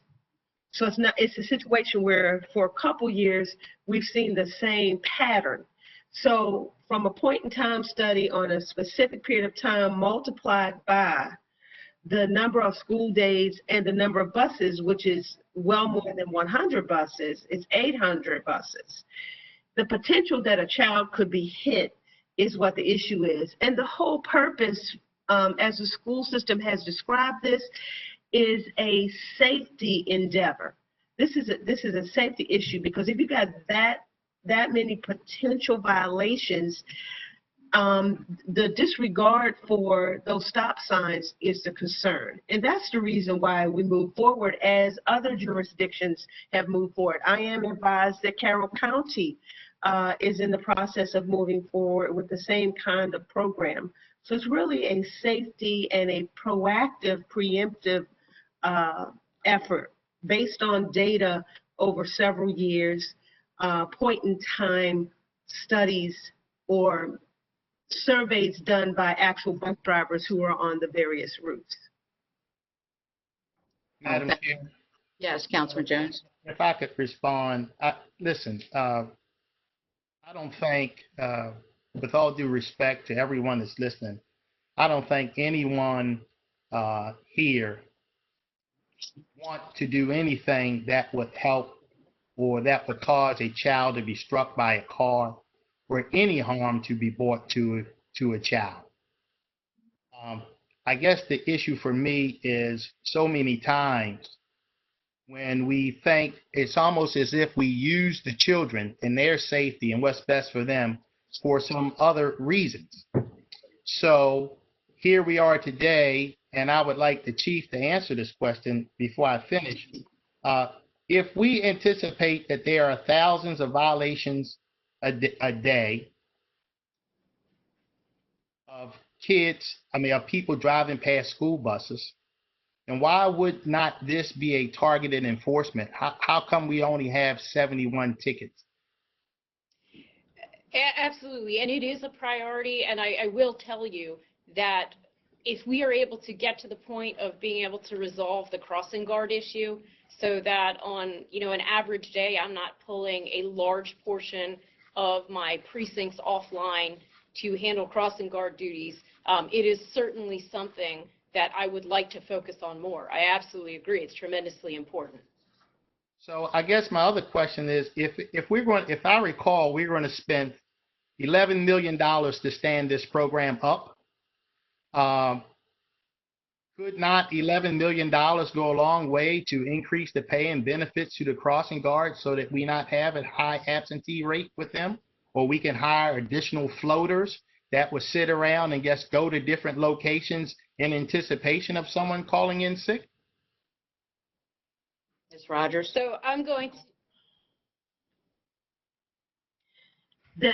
Ms. Rogers, did you want to Yes. respond to Councilman Yes. Jones? Okay. Yes, the program is self-funding. As we talked about in the last hearing, the $11 million is the projected revenue that is invested back into doing this. It's a self-funded operation. Without the program, we wouldn't have the money to do that. There's just a small amount of revenue above and beyond what it takes to operate the program that would, some of which the chief proposes to use to help augment the crossing guard situation. But without the program, there is no $11 million. We're not taking the $11 million out of the general fund to do it. It was my understanding that Mr. Blades did a very good job of explaining the way the funds would flow, but as I recall, he described it as a grant, but it was like a grant from ourselves to ourselves. So in other words, we would initially spend $11 million to stand the program up, and in hopes of receiving that money, and then we would pay ourselves back, and then on top of it, we would spend $7.5 million for a contractor to manage the program for us.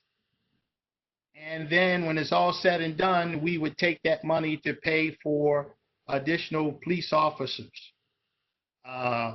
If my memory serves me correct, I think that's where we ended up. Well, I'll let Mr. Blades comment that, but he called it, comment on that, but he called it a grant in terms of how we're establishing it in the budget. But the revenue has to come in, and we're not spending all of the money up front to pay to stand it up. But Mr. Blades, I will defer to you on that. Thank you. Is that okay, Madam Chair? Yes. And then Councilman Quirk is next. Had his hand up. All right. Very long. I'll be brief. So I guess I didn't explain it well enough. It is a grant because we are taking this revenue into our special fund. We are estimating, I think it's $7 million for the vendor costs. It's going to generate $11 million in revenue, so that difference will be spent on other police initiatives, including enhancements to traffic guard enforcement and other police initiatives that Chief Hyatt wishes to implement. So yes, it is in a special fund. It is self-supporting. The vendor pays for the cameras and the implementation and all the setup. So really, we have the enforcement, and then we benefit from additional revenue for additional police initiatives. If I could, Madam Chair, just indulge for 1 sec. The very first town hall meeting that we had for the FY20 budget was at Loch Raven High School with Councilman Marks and the county executive. And one of the very first speakers that got up to address them was a bus driver. And the bus driver was talking about implementing this type of program in Baltimore County. And he went on about his frustration about the number of cars that passes him as he's discharging students. So I understand Councilman Jones's argument on the statistical data, but I also recall very vividly the bus driver's testimony on his frustration on the number of cars passing him when he's trying to keep students safe. Thank you very much. Thank you, Mr. Blaze. Councilman Quirk? And then Thank you, Madam Chair.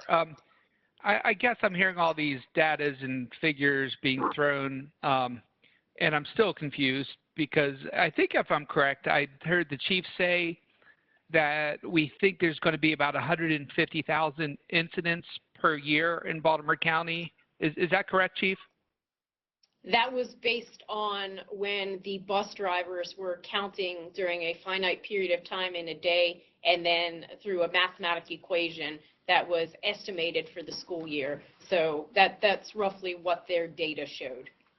Okay, and that's specific for Baltimore County? Correct. And then, so if I listen and understand Mr. Blades correctly, if you're anticipating about 11 million in revenues using a $250 ticket, that's 44,000.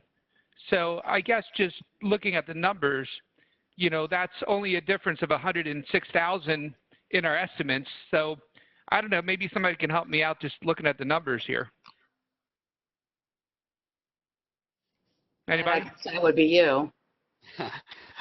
Thank you, Madam Chair. My office did not prepare the estimates. Unfortunately, we were relying on the system. Mr. West is still having issues with his microphone, so I'd have to defer to him to explain, but he still looks like he's muted or having communication problem. If Mr. West can hear us, perhaps someone could call him on his personal cell and give him a number to call in. I don't know if someone can do that, but if not, we'll just continue without him. But it would be good to have his information. He gave good testimony. Madam Chair, Yes. you can email Mr. West the phone number. And Okay. Council. Okay. Right. Thank We you. are chatting in the chat room right now. I can have him put information in the chat where everybody could see it. Okay, Councilman Quirk, do you have a specific question for Mr. West that Ms. Rogers can put in the chat room for him? Well, that would be an obvious one. I mean, that's just basic fundamental kind of questioning that we all need to make an intelligent decision on this. I mean, the number of incidents that we're projecting is very important because if we think it's going to make $11 million in revenues, well, then we can know how many incidents, you know, based on the revenues, based on the ticket price. And quite frankly, if there is really 150,000 incidents, and let's just do numbers here, you know, and we're charging $250 a ticket, that's $37 million, well in advance of the $11 million. So that might lead people to think, wait a minute, is this all about the revenues or is this about, like, what are we trying to accomplish here? And not even having the data to make a good decision, I think, is it's disappointing. Well, Councilman, I'm going to. if I can jump in. Who's that? That was me. Chief Hyatt? Yes, by all means. If I can jump, thank you. If I can jump in, and I know we're waiting for Mr. West, but to my best recollection, that number was based on other jurisdictions such as Montgomery County that have already implemented the program. And I did want to correct one thing. Before, when I said about the $500 fine, it's actually up to a $1,000 fine when police officers pull someone over that passes a school bus. Oh, thank you. Thank you. I would like to make a comment. Obviously, I'm a sponsor on the bill, And I appreciate everyone's input and especially the numbers and the millions of dollars that it's going to take to set the program in place. But I'm going to go back to speed cameras, which I supported. I'm not so sure. I don't agree. Like right now, school is out. There's no recreation going on, but our speed cameras are still collecting revenues. I'm going to disagree with that, although I voted for the speed cameras. But I wanted that in place to protect children while they were in school and after school activities. So with that being said, I guess I'm going to go back to my thoughts on the speed cameras when people said, Big Brother, you're just trying to hit us over the head to get money.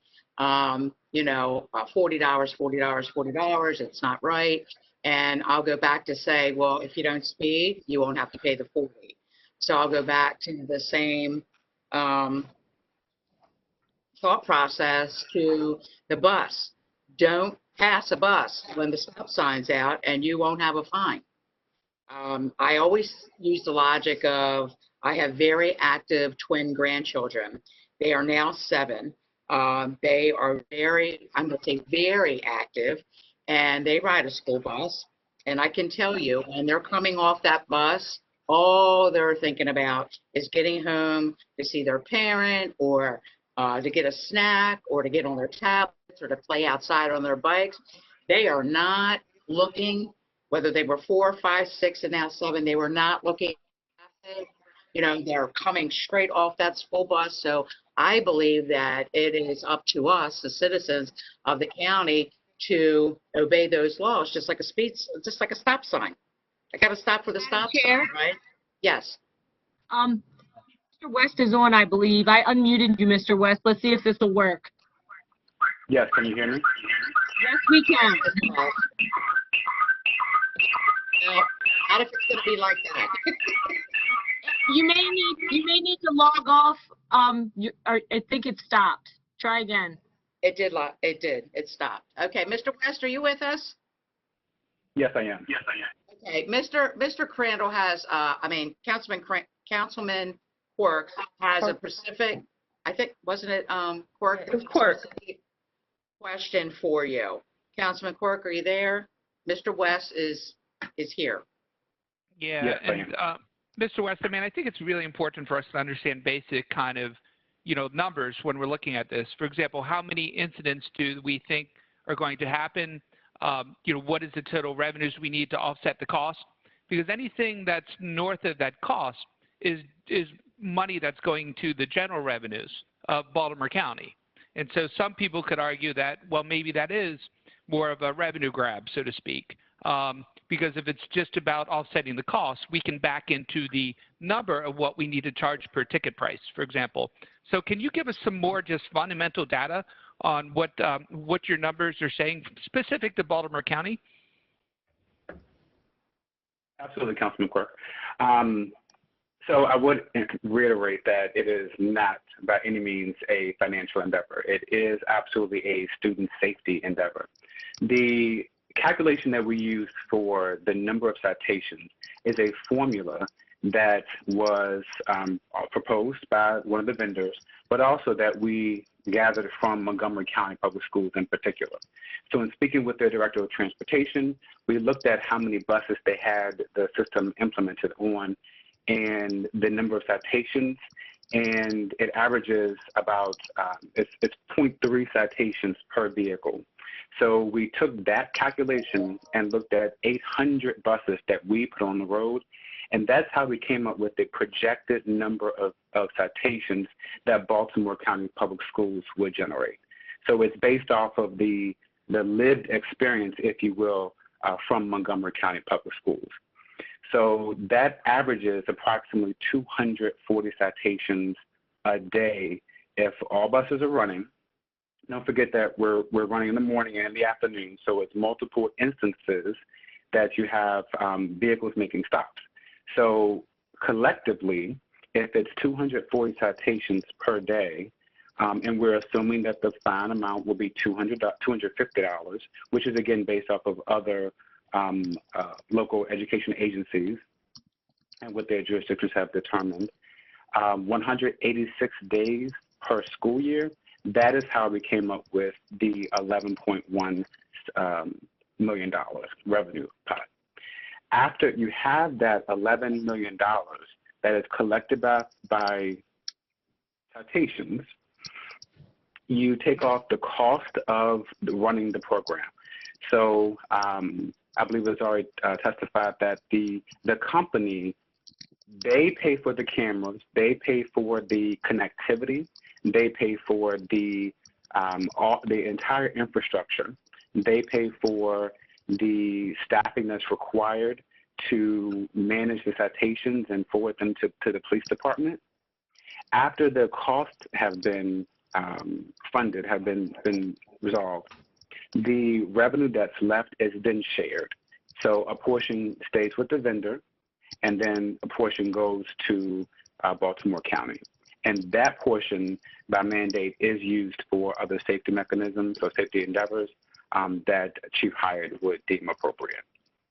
And so just a follow-up question on that, and that's helpful. Yes, So sir. in other words, it's not 150,000 incidents in the county. It's about 44,640 incidents, 240 a day, 186 school days. But what portion is shared? Like, how much does this, vendor, that's one of the people that's clearly involved here. What percentage does the vendor get? What percentage does the county get? So I also want to reiterate that at no point does Baltimore County Public Schools or Baltimore County government extend any funds. There is no expenditure of funds from the county. Everything is borne by the vendor. The contractual breakdown, that is something that is determined by MOU that is done after today's law passes that allows us to do it. We then move into contracts, and that contract will be approved by the school board, and immediately after that, an MOU is signed. That MOU is signed between the county government, so the police department, and the vendor. And that is where the breakdown, the percentage share of revenue is determined. I can tell you from my experience, the vendor share from other counties has been approximately, I've heard of 70-30, I've also heard of 60-40. And that's what I can provide you from other counties. But our share would be determined after when we get to that MOU, but we have to obviously have it enacted before we're legally able to move forward. And so so in other words, we don't know. I mean, it could be the camera company getting 95% of it. It could be the camera company getting 30% of it. But from your experience, generally they get around 70% of whatever the revenues are. My most likely, and I would say I can't say this because it's the contract has not been agreed, has not been signed. What I believe would be the case would mirror our local neighboring counties, and that would be 60-40. So Baltimore County receiving 40% of the revenue that is remaining. So again, that covers Chief Hyatt's expenses with the additional officers who would be needed to manage the fine amounts, manage the citation approvals, and then whatever other programs that Chief Hyatt wishes to stand up that are in line with the language in the ordinance. Maybe. Maybe it does, because we don't know what percentages, so we can't say what it covers until we know what the MOU is, right? Unless we do know the percentages. So I can't. It's not in ink yet because it can't be in ink yet. But I'm comfortable that from all that I've seen in my experience with the other counties, it would most likely be a 60%, 40% share. With the county receiving 40 is what I believe to be the case, and that more than covers the expenses that Chief Hyatt would have. I mean, at that point, we're looking at least $3 million if the projections are on par. Wait, could you say it again? What did you say? So if the total fund amount, so we projected $11 million, just over $11 million. Once you give a complete breakdown, I would say that I would guesstimate that it's going to be at least $3 million coming back to the county. And that again, this is not about the dollar amount. It is about getting people to stop passing school buses so that the children are at risk. But those funds will be over and above what the operating funds that the county has at this point. So that would be new money that would not come out of the county coffers. That would be new money. Did you say $3 million? Yes, he did. Projected. Yes, Okay. I'll project at least $3 million. Yes. Madam Chair, may I be recognized? You're on mute, I think. Yes, Ms. Rogers. Madam Chair. And I would just say that we wouldn't operate a program that did not cover the cost of operating the program. And we're looking at other jurisdictions' experiences in terms of how our program will be designed.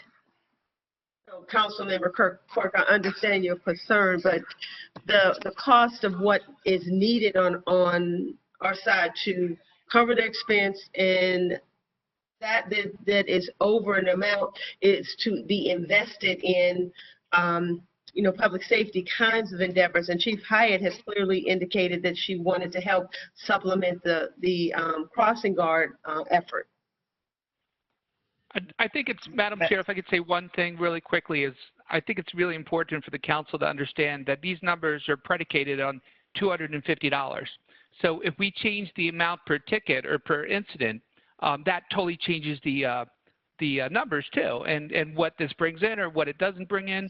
And so all of this is sort of a big hypothetical until we know what we're talking about. Madam Chair. Madam Chair. Councilman Jones. Thank you. I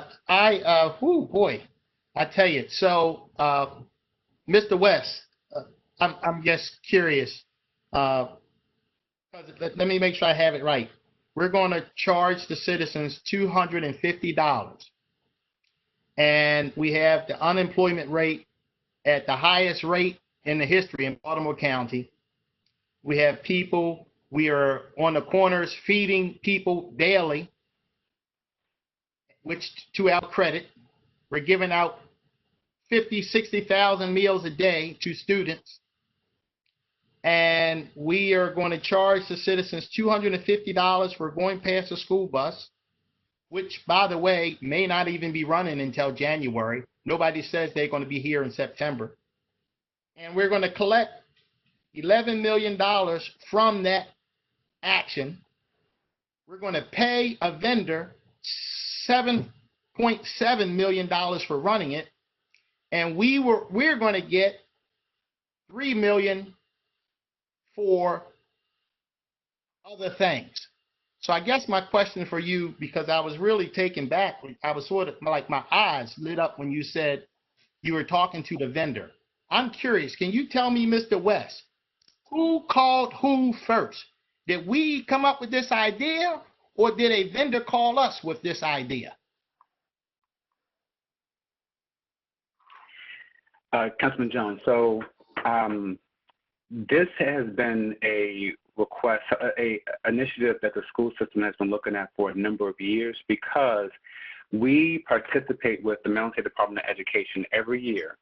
And when we do the Stop Armed Crossing survey, as has been referenced earlier, so every year we engage with that with the state, and we know that that is a problem. We do that, all counties across the state do that.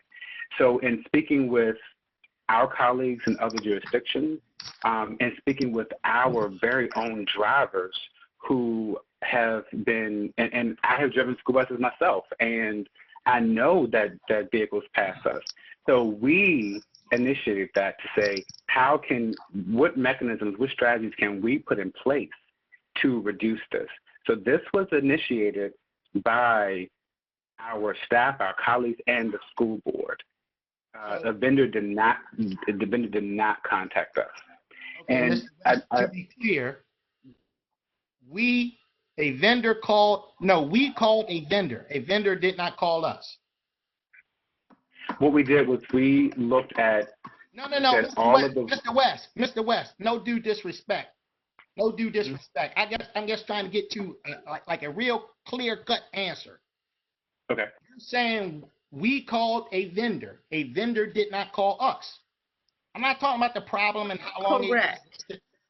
That's correct. So we reached out to multiple vendors. Yes.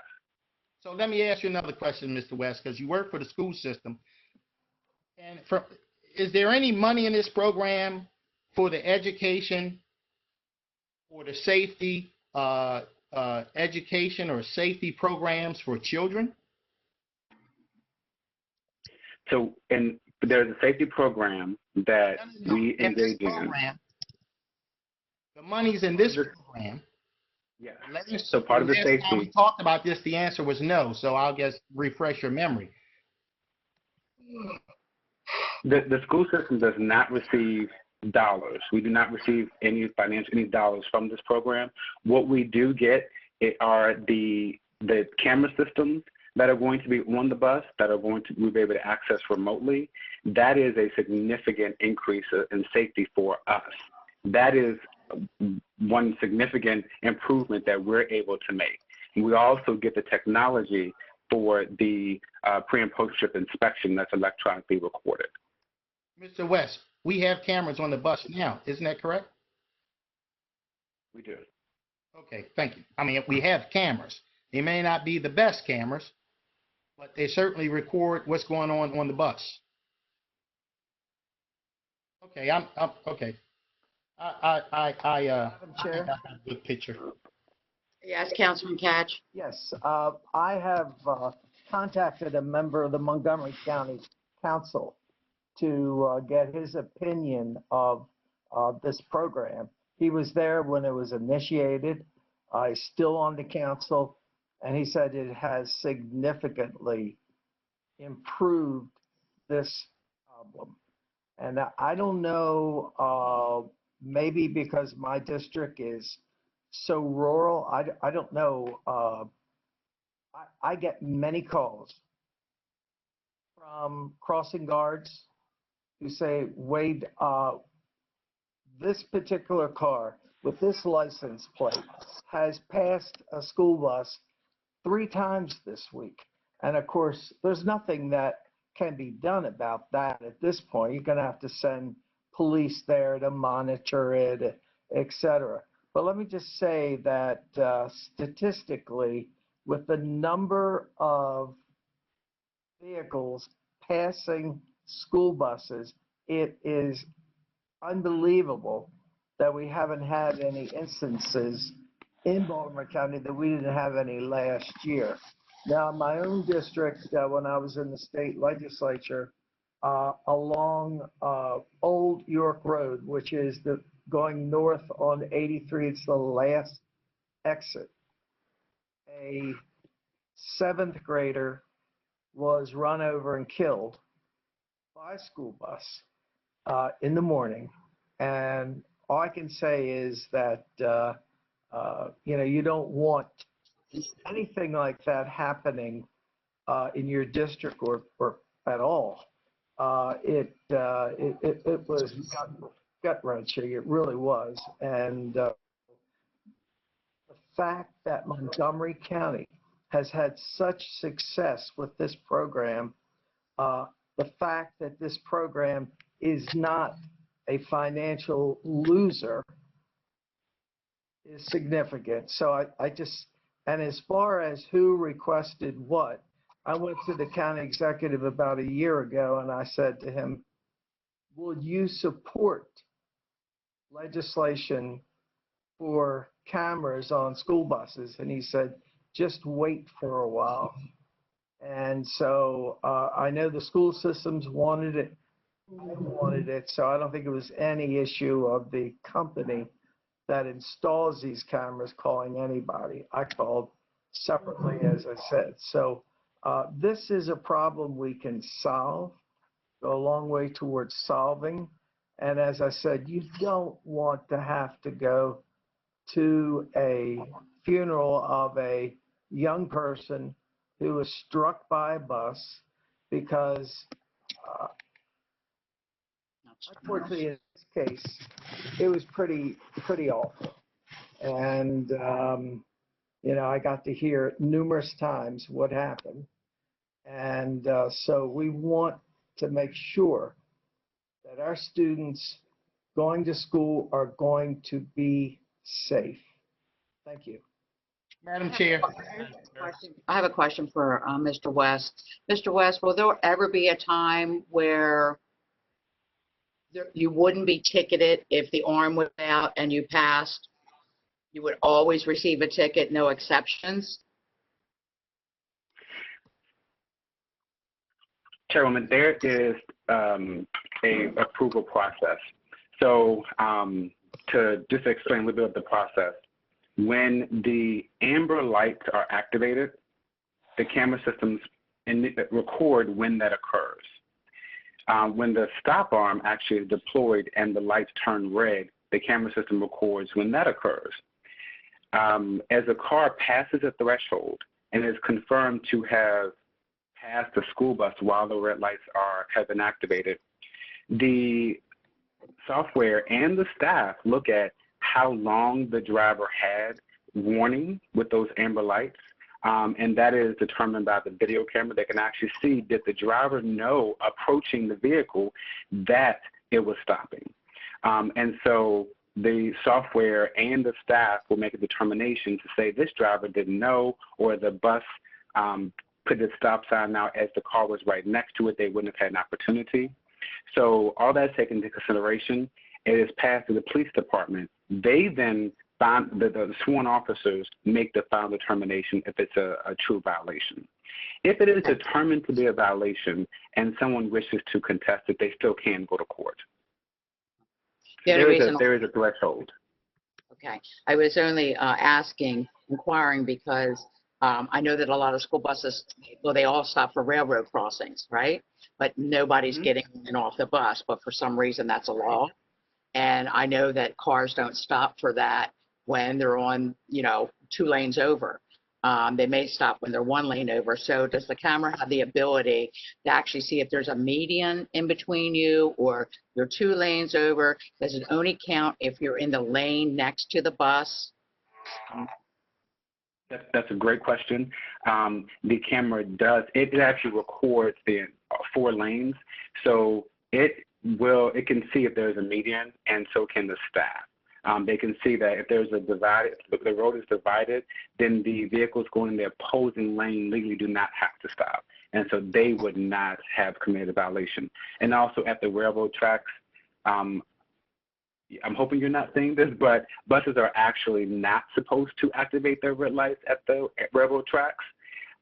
They're just supposed to open the door, but you can turn off the lights so that vehicles aren't stopping everywhere around the bus. Well, I think that I do see them, and especially on Martin Boulevard. And I can tell you that for me, if I see, and I know why they're stopping, but when you see a school bus door open, most people stop. Just because they're fearful, the door is opening.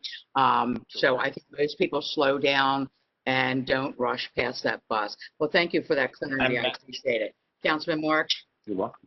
Thank you very much. I've been quiet during this conversation. I'm not a sponsor of this bill. I've been giving this a lot of thoughts. I was here in 2011 when we voted for the speed camera program. I voted against it in 2011. I voted against the subsequent contract. I do see 2 distinctions between this issue and speed cameras. The first is that I oppose speed cameras because I thought there were other ways we could slow traffic down. Traffic calming, speed bumps, improvements to the medians, the digital speed sign program that we've begun to implement. I don't know how you can easily prevent passing school bus on a major corridor like York Road or Joppa Road in my district. The second distinction is the extent to which someone has to willingly violate the law. And Madam Chair, I think you were touching on this. There's a speed camera on Cromwell Bridge Road. You're coming from the east and you're going down a hill and you unintentionally are going fast, and that camera picks you up right away. And it's a mistake on your part. To me, it's very tough to say that you don't know that there's a school bus with a stop sign up right in front of you. And so I think those are two major distinctions between this issue and the speed camera issue. Thank you. And I think if you don't see the school bus and you don't see the arm out, then you're preoccupied or you're on your phone and you're not paying attention to begin with. Thank you. Ms. Rogers? Yes, ma'am. Thank you. I clearly see everyone's position on this.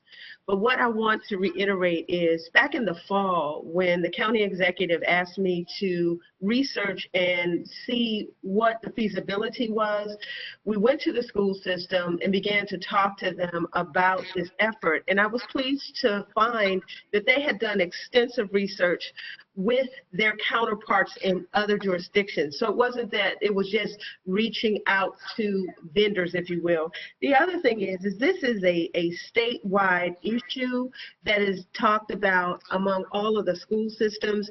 And here in Baltimore County, the CE felt that this was a worthwhile endeavor for us to research from a safety perspective, not a revenue perspective. The school system reiterated that with us and felt like they were willing to say, if there's revenues available, then why not invest those revenues in other efforts that would help to protect citizens and, of course, students. So that's why we came forward, like other jurisdictions are doing, to pursue this effort. That at the end of the day, it's a safety effort, a self-funding safety effort. Thank you, Ms. Rogers. I think everyone's been heard at this point. And Madam Chair, I'm sorry, I have a couple questions. Councilman Crandall? Thank you, Madam Chair. Just the first question, the discussion, I think, got to the bill itself. Are we still in discussion about Councilman Catch's amendment? Yes. We've moved in. We've kind of Sure evolved into the bill I itself. was just going to go back to that. We're still on the amendment. Okay. I just want to be clear on that. Now, I do have a question, I guess, for Mr. Blades and maybe for Mr. West. And that is, so as I understand this and as I read the bill, this is enabling legislation that would allow the program to be implemented, correct? That's correct. Right. Okay. So and I was not around for, I think Councilman Marks's points are well made in terms of the distinctions between the speed camera program and the bus camera program or bus stop sign camera program. But the council, the contract for the vendor comes before the council, does it not? So we do the enabling legislation, but there's still another piece to this where we would actually get to see the contract to potentially answer some of Councilman Quirk's concerns. That would be a yes, correct? Over $25,000. You can see the contract. I believe Mr. West had said that it would go before the school board. That's right, the school board. And then the revenue would be sent to the county. So that would be a no. Correct. Okay. And also the part of the reason is that $25,000 threshold does exist, but we're not expending a there's no money being expended by the school board or the county, but the school board does hold that contract. Okay. Well, thank you for the clarification. And I realize that a lot has gone into this to get to the bill before the council, and then Councilman Jones, Councilman Quirk with rather exhaustive questions that demand answers. I would just say anecdotally that I've been more than once, not the first car stopped behind a bus, sometimes not even the second, but on a stop behind a school bus on a 2-lane road with a double yellow line through the middle of it, and have someone 3 or 4 cars behind me cross that double line and pass the school bus with its signal on and a stop sign out. So I've seen it personally. I witnessed it a lot more than I want to. And I've also talked to some bus drivers, and I've talked to a retired bus driver Baltimore County school bus driver, that I wouldn't say pleading, but they are recommending that I vote for this bill because they know what they're facing with traffic considerations on a daily basis, and I would trust and I'm going to trust the validity of their experiences in dealing with people that, as Councilman Mark said, are willingly and willfully breaking the law. So thank you for the clarification of my questions, and thank you, Madam Chair. I'm complete. Madam Chair. Councilman Patoka? So I too anecdotally have shared Councilman Crandall's experience more than once where school buses stopped. This is anecdotally, of course. School buses stopped. There are 2 cars behind me. I'm stopped. And somebody is in a hurry to get to the next traffic signal. And so they pass everybody, and then we meet up at the next traffic signal. As far as I'm concerned, we're not implementing a fee here. We are trying to enforce the law. And it's the fine is totally avoidable. And I would speak to speed cameras also. It's totally avoidable. All you have to do is drive properly, not be distracted while you're driving. And I think we all would agree that there's lots and lots of distractions out there while you're driving. And pay attention to the road. And when you pay, every driver hopefully has passed the driver's test. I know my 18-year-old son, when he took his test, he told me that question was on the test. So we've all taken the test. We all know what the laws are. I think, again, we'd all agree there's too many distracted drivers. I think this behavioral change will help, the cameras and the bus arm camera. I think it does change driver behavior. And I don't think it's limited to the 2nd District, but I would say that we need some behavior change with our drivers in Baltimore County. And so, like I said, all of the fees, the fines are totally avoidable if you drive appropriately and pay attention. Thank you. Thank you, Councilman Madam Chair, Patoka. real fast. Councilman Jones. I won't. I don't want to get into a lot of conversation. I realize the hour is getting late. I only wanted to bring up one person that's missing in all of this conversation. That is the citizen who is strapped for cash, who may or may not be paying attention, who, when the stop sign comes out, they're on the bubble. Do I go? Do I stop? And they may go through there inadvertently, and $250 could send some of our citizens in a tailspin and send them into financial ruin. $250 is an awful lot of money. So I guess my question is, I want to work with Councilman Katz because I too have some amendments, and maybe there is a way that we can work together. My amendment is that we cap the fee to $80 and that we earmark 2% to the safety program involving kids or drivers. Well, 2% to kids, I believe that's what it said. And that we not allow the fees to go up without our approval. So from what I understand, your amendment, which I like, by the way, is $50 for the first amendment, for the first infraction, $125 for the second. What was the second? $250? Mm-hmm. So yes. Would you be willing, Councilman Katz? I mean, we can discuss this right now on the fly. Would you be willing to combine our amendments?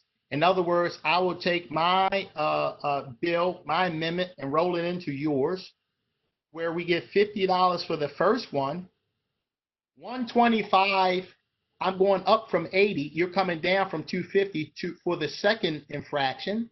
And we just heard from the chief administrative officer, the schools, we just heard from that said this is not about money, it's about safety.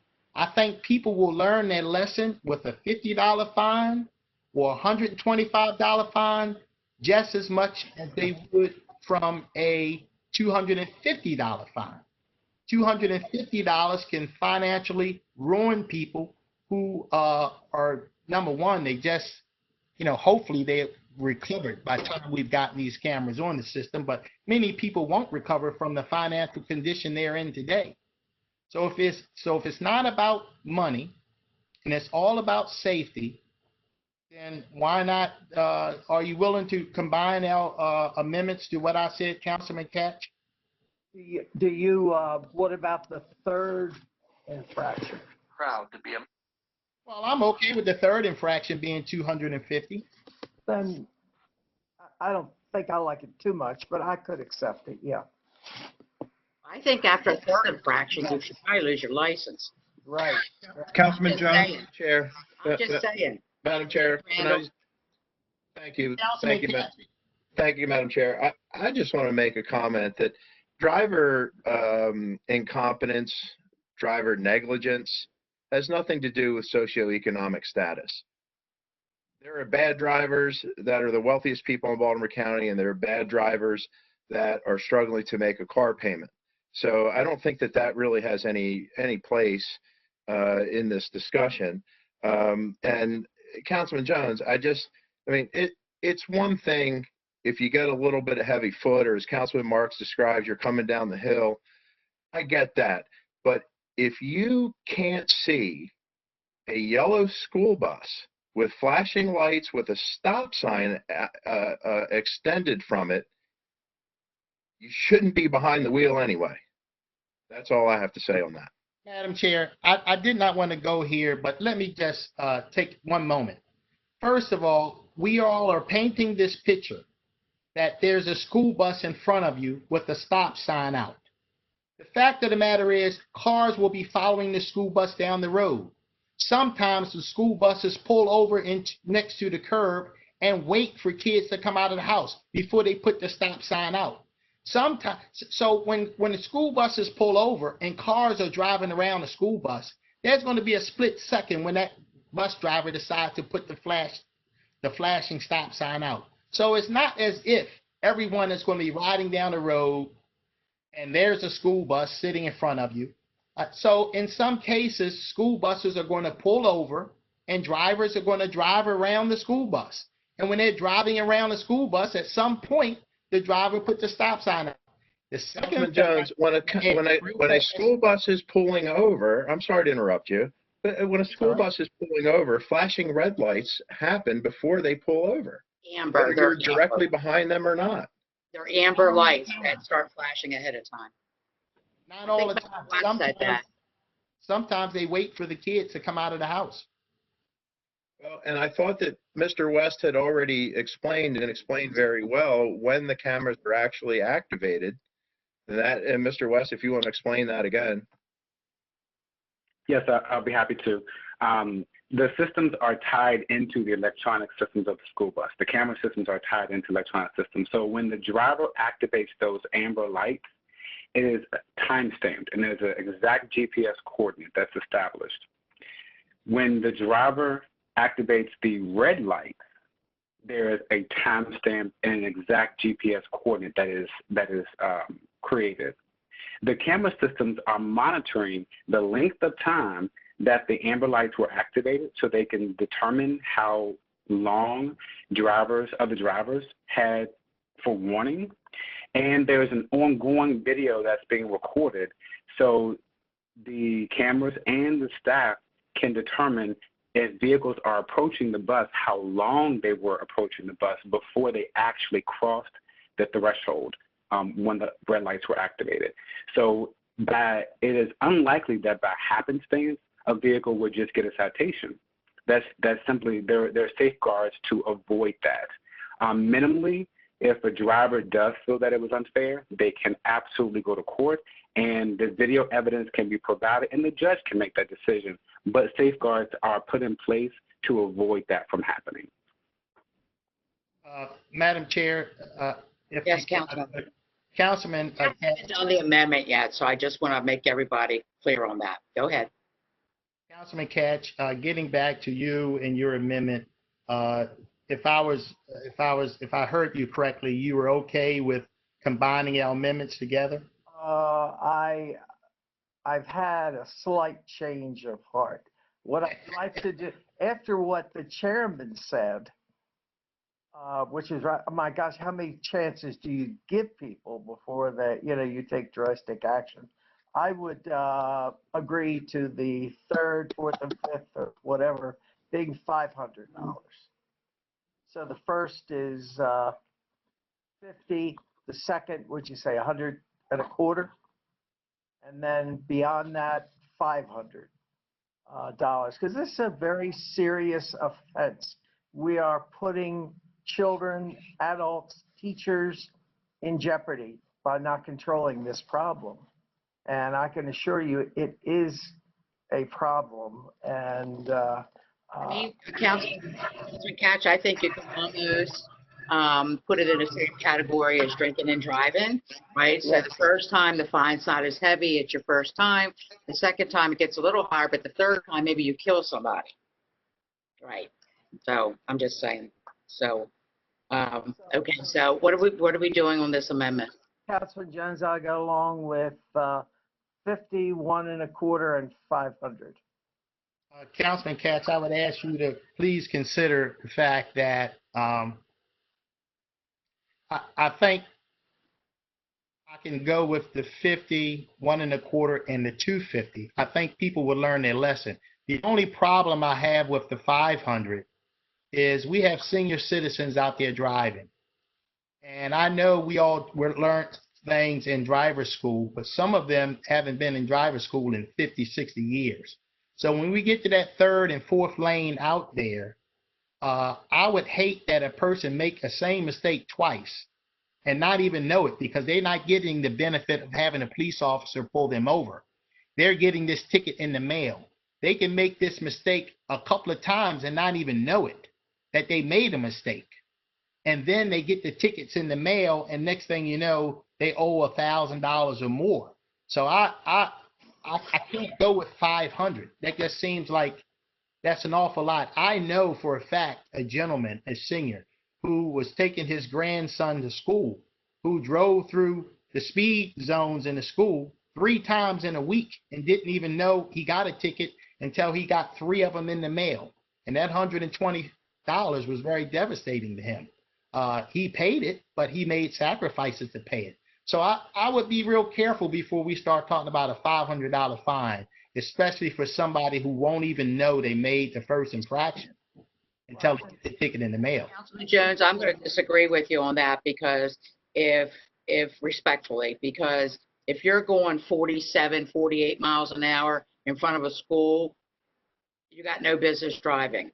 And if that gentleman got 3 infractions each time, he's in a 35 mile an hour, he's going 47 miles an hour by a school. And that's ridiculous. You're almost on the highway at that point. So for him to continue doing that and be at that rate of speed in front of a school is pretty fast. Chief Hyde, I want to ask you a question real quick. Why everyone's talking about these fines of 50, 125, 250, 500. I want you to repeat again what the fine is if a police officer witnesses you going by a bar. Yes, ma'am. It's up to $1,000, and that fine is for a deterrent effect to adjust driver behavior. Right. So we're already talking, guys, a fine of up to $1,000 that's already in place now, and we're going down to 50, 125. And 500. Just take note of that. So does anybody have anything else to say about the fees? Madam Chair. Or thinking about combining these amendments? Yes, Councilman Patoka. Thank you, Madam Chair. Well, that was like almost like a game of Texas Hold'em with all those numbers flying back and forth. But I did hear, Councilman Jones, that you were considering an amendment that would offer 2% of the take, if you will, since we're 2% for pedestrian safety initiatives. And that's something that I would be interested in supporting, if that's an amendment that you're offering. Well, I think would become part of the bill. I think he's talking about combining both bills. No, but I would say offering each amendment as a separate amendment. Oh, okay. And that be a separate amendment. Well, I think I would like to comment that I think the $50, you're almost asking for the program to fail. It's not going to sustain itself at $50. I get what you're saying, Councilman Jones, I definitely can relate to that. Just like when your car breaks down or your refrigerator goes up or your kid needs a tooth pulled and you don't have dental insurance. I know how all those things can set a family back. I know it and I've been there. But again, we need to talk about the big yellow bus with the arm out and you being on your phone or not paying attention and going by it and just hoping that a child doesn't get hit. So I don't agree with the 50. I think that at the least we start with the initial, was it 250? It was 500 and you suggested 250? All right, Mr. Katz is saying yes. Can we have a discussion about that or maybe a vote amongst ourselves or let's get moving on this amendment, folks. We're pushing 3 hours. Madam Chair, I concur on the 250. I agree with you. So it goes back to another amendment I had then, limiting it to 250. The only reason if you put all these different 50, 250, 500, it's just going to be harder to track, harder to, to get this data. And again, people can always come, just like they do to speed cameras, and speak to a judge if they feel like, they were over 2 lanes or, they can always, they have their freedom to do that and right to do that. Madam Chair, I definitely am going to vote for 250 straight across the board. The only reason I suggested 50 was because there were concerns, Councilman Jones and maybe another councilman, about the impact of $250 on a family that's already struggling. That's why I did. It's the only reason I did it. But, and I understand that, and I understand completely what Councilman Jones is saying. But any kind of emergency of any sort can set a family back, without it being their fault, right? Without it being their fault. If they're past the yellow bus with the arm out, that's their fault. Whether they were paying attention, didn't know it, they're a senior, forgot what they learned, it's still breaking the law. It's not like the refrigerator went up and now you can't pay your rent. It's not like had to go to the dentist and now can't pay your rent or your mortgage or your car payment, or you're on unemployment. You have broke the law, which is totally different from something else going wrong in your life and setting you back. Will you at least agree with me on that, Councilman Jones? It's all the same. I would agree with you, Madam Chair. I would also like to just clarify. I did some research on this. As I understand it, the ticket for going around a school bus, according to the Maryland Code, is $560, not $1,000. So I don't know where 1,000 came from, but I'm looking at it right now with the Maryland Code, which says the tickets are $560 for passing a school bus. Chief Hyatt, would you like to comment on that real quickly? Sure. My police legal team looked it up, and it is fines up to $1,000. And ma'am, I hate to do this. I have a roundtable that I have to be on in just a couple of minutes, so I'm going to have to jump off. I just do want to say, and if I can just make one more comment before I jump off, and I really do apologize, but it definitely will be administratively difficult with the variance in fines. If that's what ends up happening, I don't know enough about the software to know what's feasible and what's not, but I do know that it will be a complicating factor. Okay, thank Pay you. somebody $7.5 million, they can't figure that out? What was that, Councilman Jones? What'd you say? For people that are getting $7.5 million, I'm pretty sure they can figure out whether or not it's somebody's first offense or second offense. In fact, Mr. West told us before that they had statistics on how many people were first offense and how many people were second offense. So obviously they have the ability to track that. Okay. Madam Chair, I just don't think, I think we're so early in this conversation, it's very difficult to say yes or no to what any vendor that may be selected can do. It's just a very difficult issue at this point, or a difficult Well, decision. can we agree then that I like the 250. I know that Councilman Catch put that in, and that was his initial fine. Can we agree that maybe we can take a look, put the 250 in for the all offenses, and take a look at this program in a year, and they can come back to us, the school system. I know we don't dictate them, but they can at least come back to us and let us know what's going on with the program and how many offenses there are. And look, if it doesn't sustain itself, it's not needed. Would you agree with me, Mr. Blades? Yes, I do agree. I agree. Thank you. Right. Yes. Would everybody agree on that? I mean, if it doesn't sustain itself, then we don't need it, and they should get rid of it. And that means that people are being mindful. Okay. Does anybody have any other suggestions on this amendment so we can at least get past the amendment and vote on the bill? So Okay. are we talking about the 250 amendment? I think 50 is too I don't know low. what we're talking about. Well, I was on back to my original amendment that puts the lid at 250. How about 250 for every offense, Call the first vote. offense. For every offense or the first offense. Every. Who's in agreement on 250 for every offense? I can't see anybody. Patoka is. Todd and Izzy, do you have your hands up? No? You're for 250? Yes. Izzy? Todd is for 250? I'm for 250. Wade's for 250. Quirk, where are you? Councilman Quirk? I personally like the 100, 250, then 500, just because the first time somebody may really just need a reminder, and you know, we're in COVID times. I mean, $100 or $250 or $500, that is a lot of money here, and you know, this isn't about the revenues, and so I sort of like the 100, 250, then 500 thereafter forever and be done with this. That's where I'm at personally, as a compromise. Councilwoman Bevins, I think that is a good compromise. Was it compromise $100 and then 250?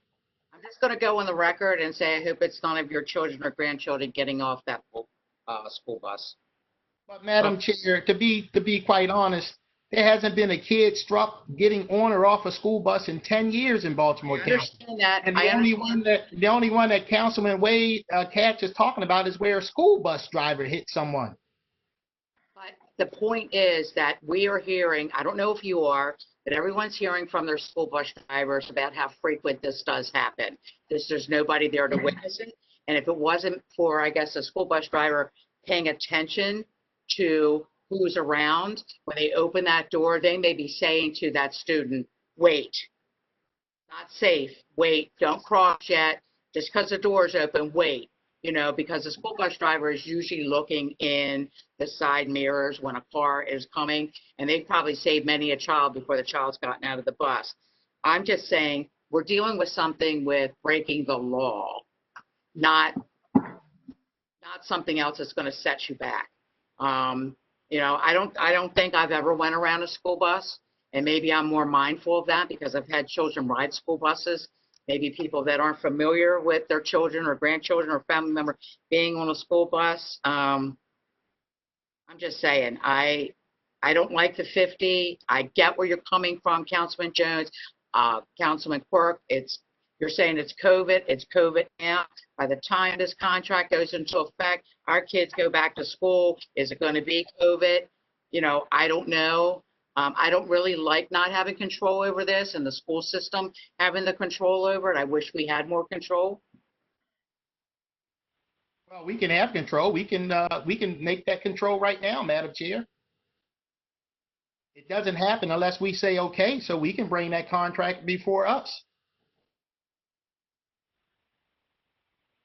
I don't see no legal reason why not. Why should it be with the school system? It's their buses, it's their students.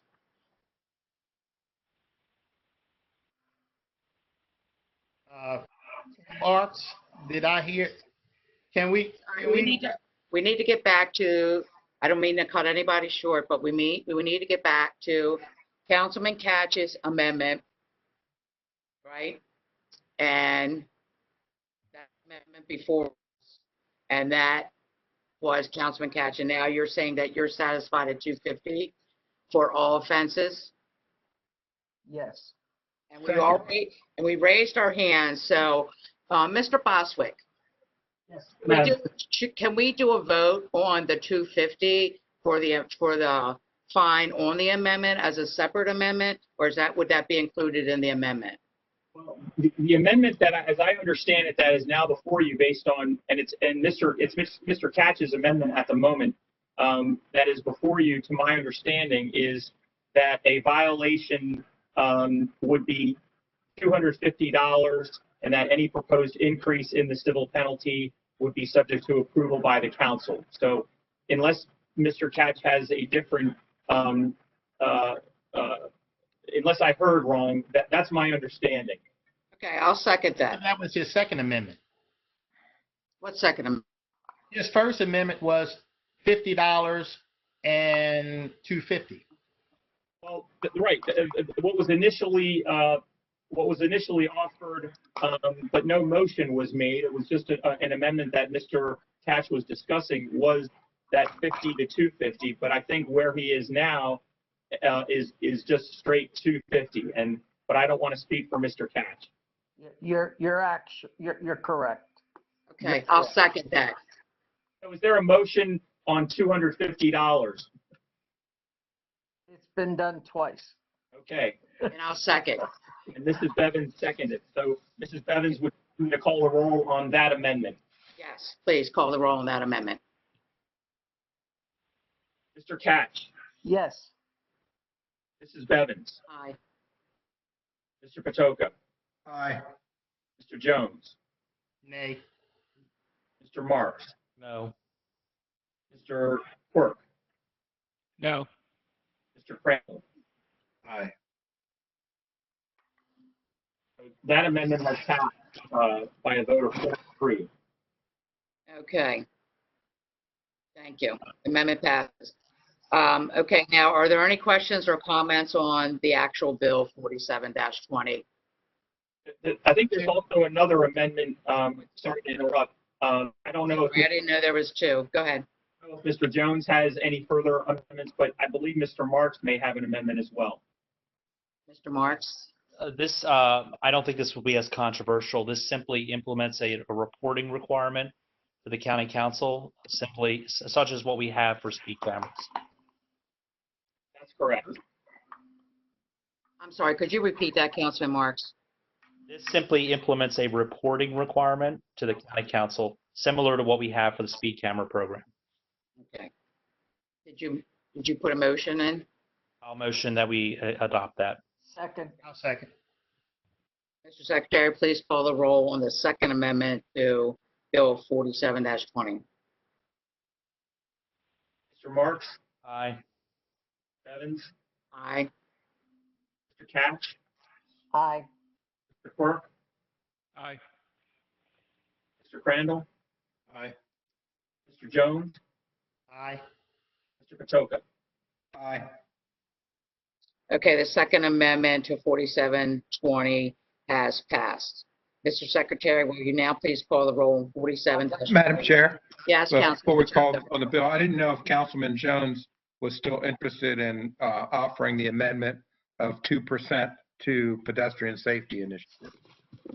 I think that was going to be the next amendment that Mr. Boswick was going to call. I'm certainly Oh, okay, I'm sorry. Yes, sir. The amendment, if we're concluding with the fine and issue as well as Mr. Marks's amendment, the next, I believe, would be a potential amendment by Mr. Jones that would state that for all revenue generated pursuant to the authority granted by this title, a minimum of 2% shall be allocated for programs or initiatives that promote student pedestrian safety and driver awareness of student pedestrians at school bus stops. I'll move that amendment. Second? I know, it's already been moved.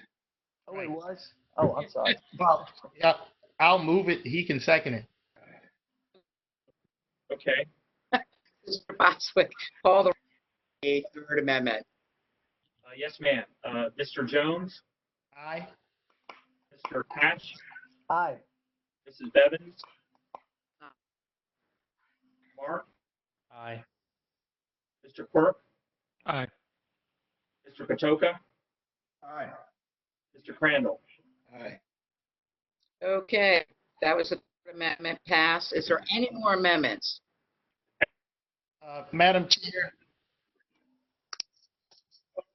we just had the other part to my amendment we did not vote on because of we voted for the it would not have made sense to simply try to reduce that fine if we already voted for the 250. But I would like to revisit and just offer an amendment that our first offense would be $100. Is that a motion? I'll make that motion. I'll second it. Mr. Secretary? Call the roll. Mr. Jones, Aye. Mr. Quirk, Aye. Mrs. Bevins, No. Mr. Marks, Aye. Mr. Crandall, No. Mr. Patoka, Nay. Mr. Katz. No. Amendment passes. Actually, that amendment failed 4-3. Yeah, I'm sorry. I'm getting delirious now. Sorry about that. Ready to agree with you, Madam Chair. I know. Okay, is that the last amendment? I think so. Mr. Secretary, please call the roll on Bill Madam Chair. 47. Oh my Madam Chair. gosh, who's that? Who is that? Me. We have to move the bill as amended. Pardon me? We have to move the bill as amended. Oh, I'm sorry. I thought you did it. If there's no further discussion, the bill needs to be moved as amended and seconded. So moved. Second? All righty, please call the roll. Mr. Katz, Aye. Mr. Patoka, Aye. Mrs. Bevins, Wait a minute, what am I voting on now? this is the bill with the 3 amendments that you all have approved. Oh, aye. Mr. Thank Crandall,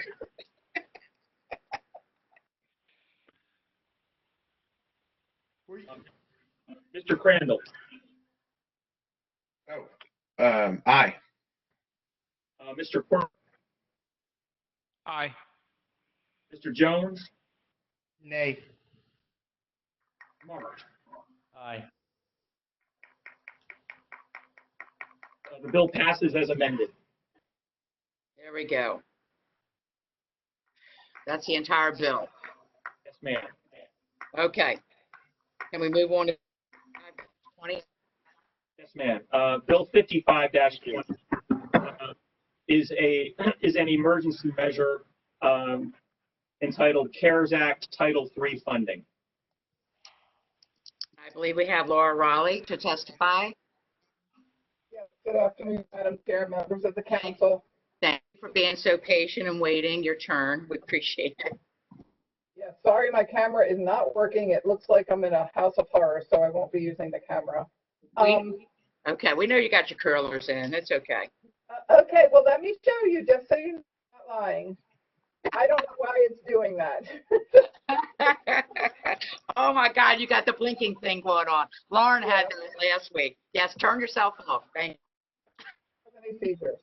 The administration respectfully requests the county council to approve a supplemental appropriation to accept federal funds made available through a grant from the Maryland Department of Aging in the amount of $1,877,330. This is CARES Act funds that will supplement what we've already received for our Title III programs. Right now, there is flexibility amongst all of our title programs, but our emphasis is on meals right now, both home delivered grocery boxes and grab and go meals. It can also be used to provide caregiver support, and we're looking into that as well. Thank you. Are there any comments or members from the council? Any comments from the council? I'll move it. This one does not need a motion or a second. Right. I'll move it. I don't care. Okay. Somebody want a second? I should have protein this morning instead of carbs. Oh my gosh. Okay, call the roll on Bill 55-20. Yes, Madam Chair. Mrs. Bevins? Aye. Aye. Mr. Quirk? Aye. Aye. Mr. Jones? Aye. Mr. Marks? Mr. Marks? Mr. Marks, are you with? Aye. Aye. Thank you. Mr. Crandall? Aye. 55-20 is passed. Thank you, Ms. Riley. Thank you all very much. Mr. Secretary, next bill, please. Next is Bill 56-20. This is another emergency measure related to COVID-19. This is entitled Coronavirus Relief Fund. Thank you, and we have Kevin Reed to testify. Good afternoon, Madam Chair and council members. Hi, how are you today? I'm well. Bill 56-20 is a request for approval of supplemental appropriation of $103,369,685 that the county received from the CARES Act that was passed by Congress and signed into law on March 27. The intent is to create a countywide grant program that will be administered by the Office of Budget and Finance so we can appropriately capture all COVID-19 related expenditures that do not already have a dedicated non-county funding source. The three basic guidelines for using funding: that 1, expenditures are necessary and reasonable due to the response to the pandemic; 2, that expenditures were not accounted for in the most recently adopted budget, or that the cost intended in the budget is for substantially different use; and 3, that costs are incurred during the period of March 1st and ends on December 30th, 2020. As you probably know, the funding cannot be used for revenue replacement. I believe a document shared with you about our CARES funding plan and what the county intends to do, and I'm happy to answer any questions at this time. Do any of the members have any comments or questions for Mr. Reed?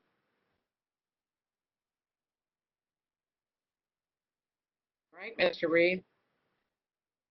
Mr. Secretary, please call the roll on Bill 56-20. Mrs. Bevins? Aye. Mr. Crandall? Aye. Mr. Marks? Aye. Mr. Jones? Aye. Mr. Catch? Aye. Mr. Patoka? Aye. Mr. Quirk? Yes. 56-20 is passed.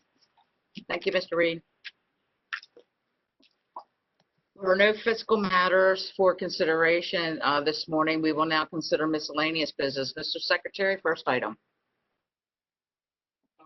First, Madam Chair, Yeah. is correspondence.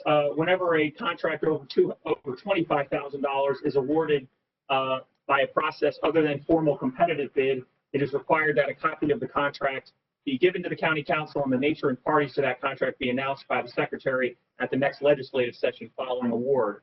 There are 7 such contracts today. The first is with JAK Global Link for surgical masks related to COVID-19, $104,000. The second is Early Morning Software Incorporated for software subscription This is totals $143,726. The third is with TQBM Incorporated, also for mask, KN95 and 3-ply surgical gear for COVID-19 in the amount of $61,800. Number four, the fourth contract is with Viking Chemicals Incorporated, doing business as Viking Janitors Supply for janitorial supplies, $29,978.10. The fifth is Evereth Incorporated, also for mask face KN95 equipment related to COVID-19, $36,000.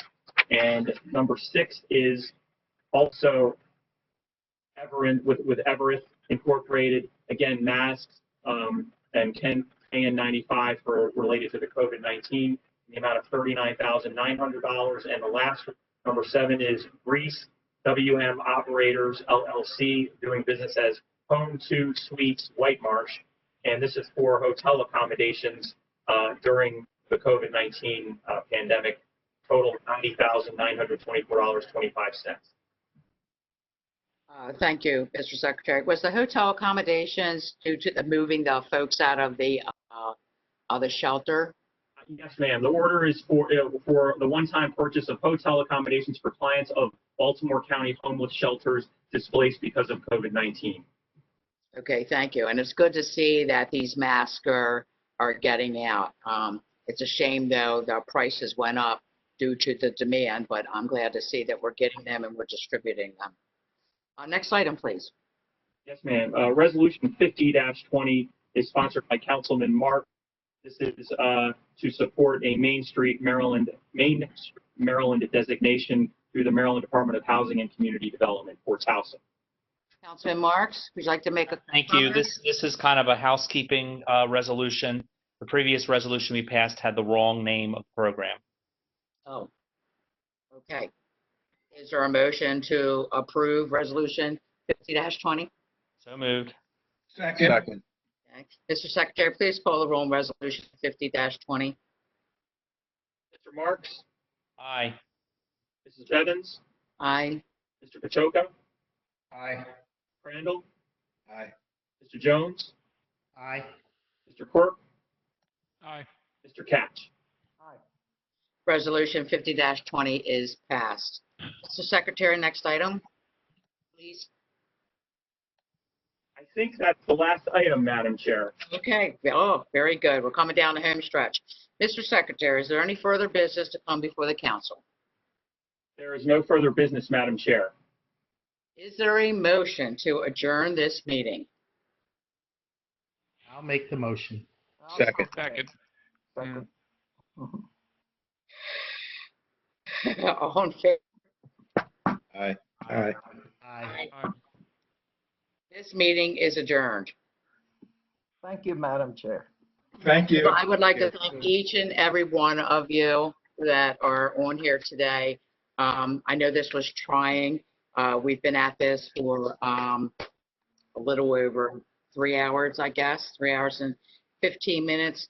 But I don't need to remind any of you how important all this work is.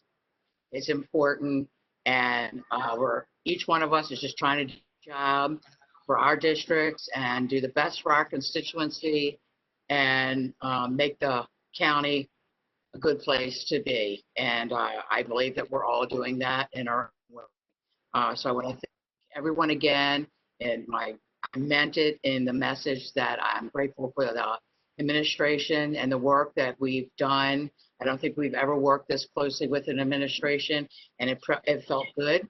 Our auditors are just tremendous, each and every one of them, who identified cuts, whether we decided to make the cut or not. And I know that's probably hard sometimes for the auditors, and so I'm grateful for the work that they do. And I'm thankful to all of our families, your family, my family, that they allow us to do this work and have allowed us to do this in our homes and take away from their time and maybe their laptop time. And so I just want to thank everybody, and it's been a pleasure, and I'll see you all next time. Everybody have a great day. Thank you, Madam Chair. Onward to the CCP. The only thing I would To the CCMP. Oh, my gosh, yeah. It's your first, Dizzy. The only thing I would add, Madam Chair, is yes, you have a legislative session on June 1st at 6, and followed by the first CZMP hearing. After the legislative session, it would be District 5's hearing. In the words of Nancy Haffer,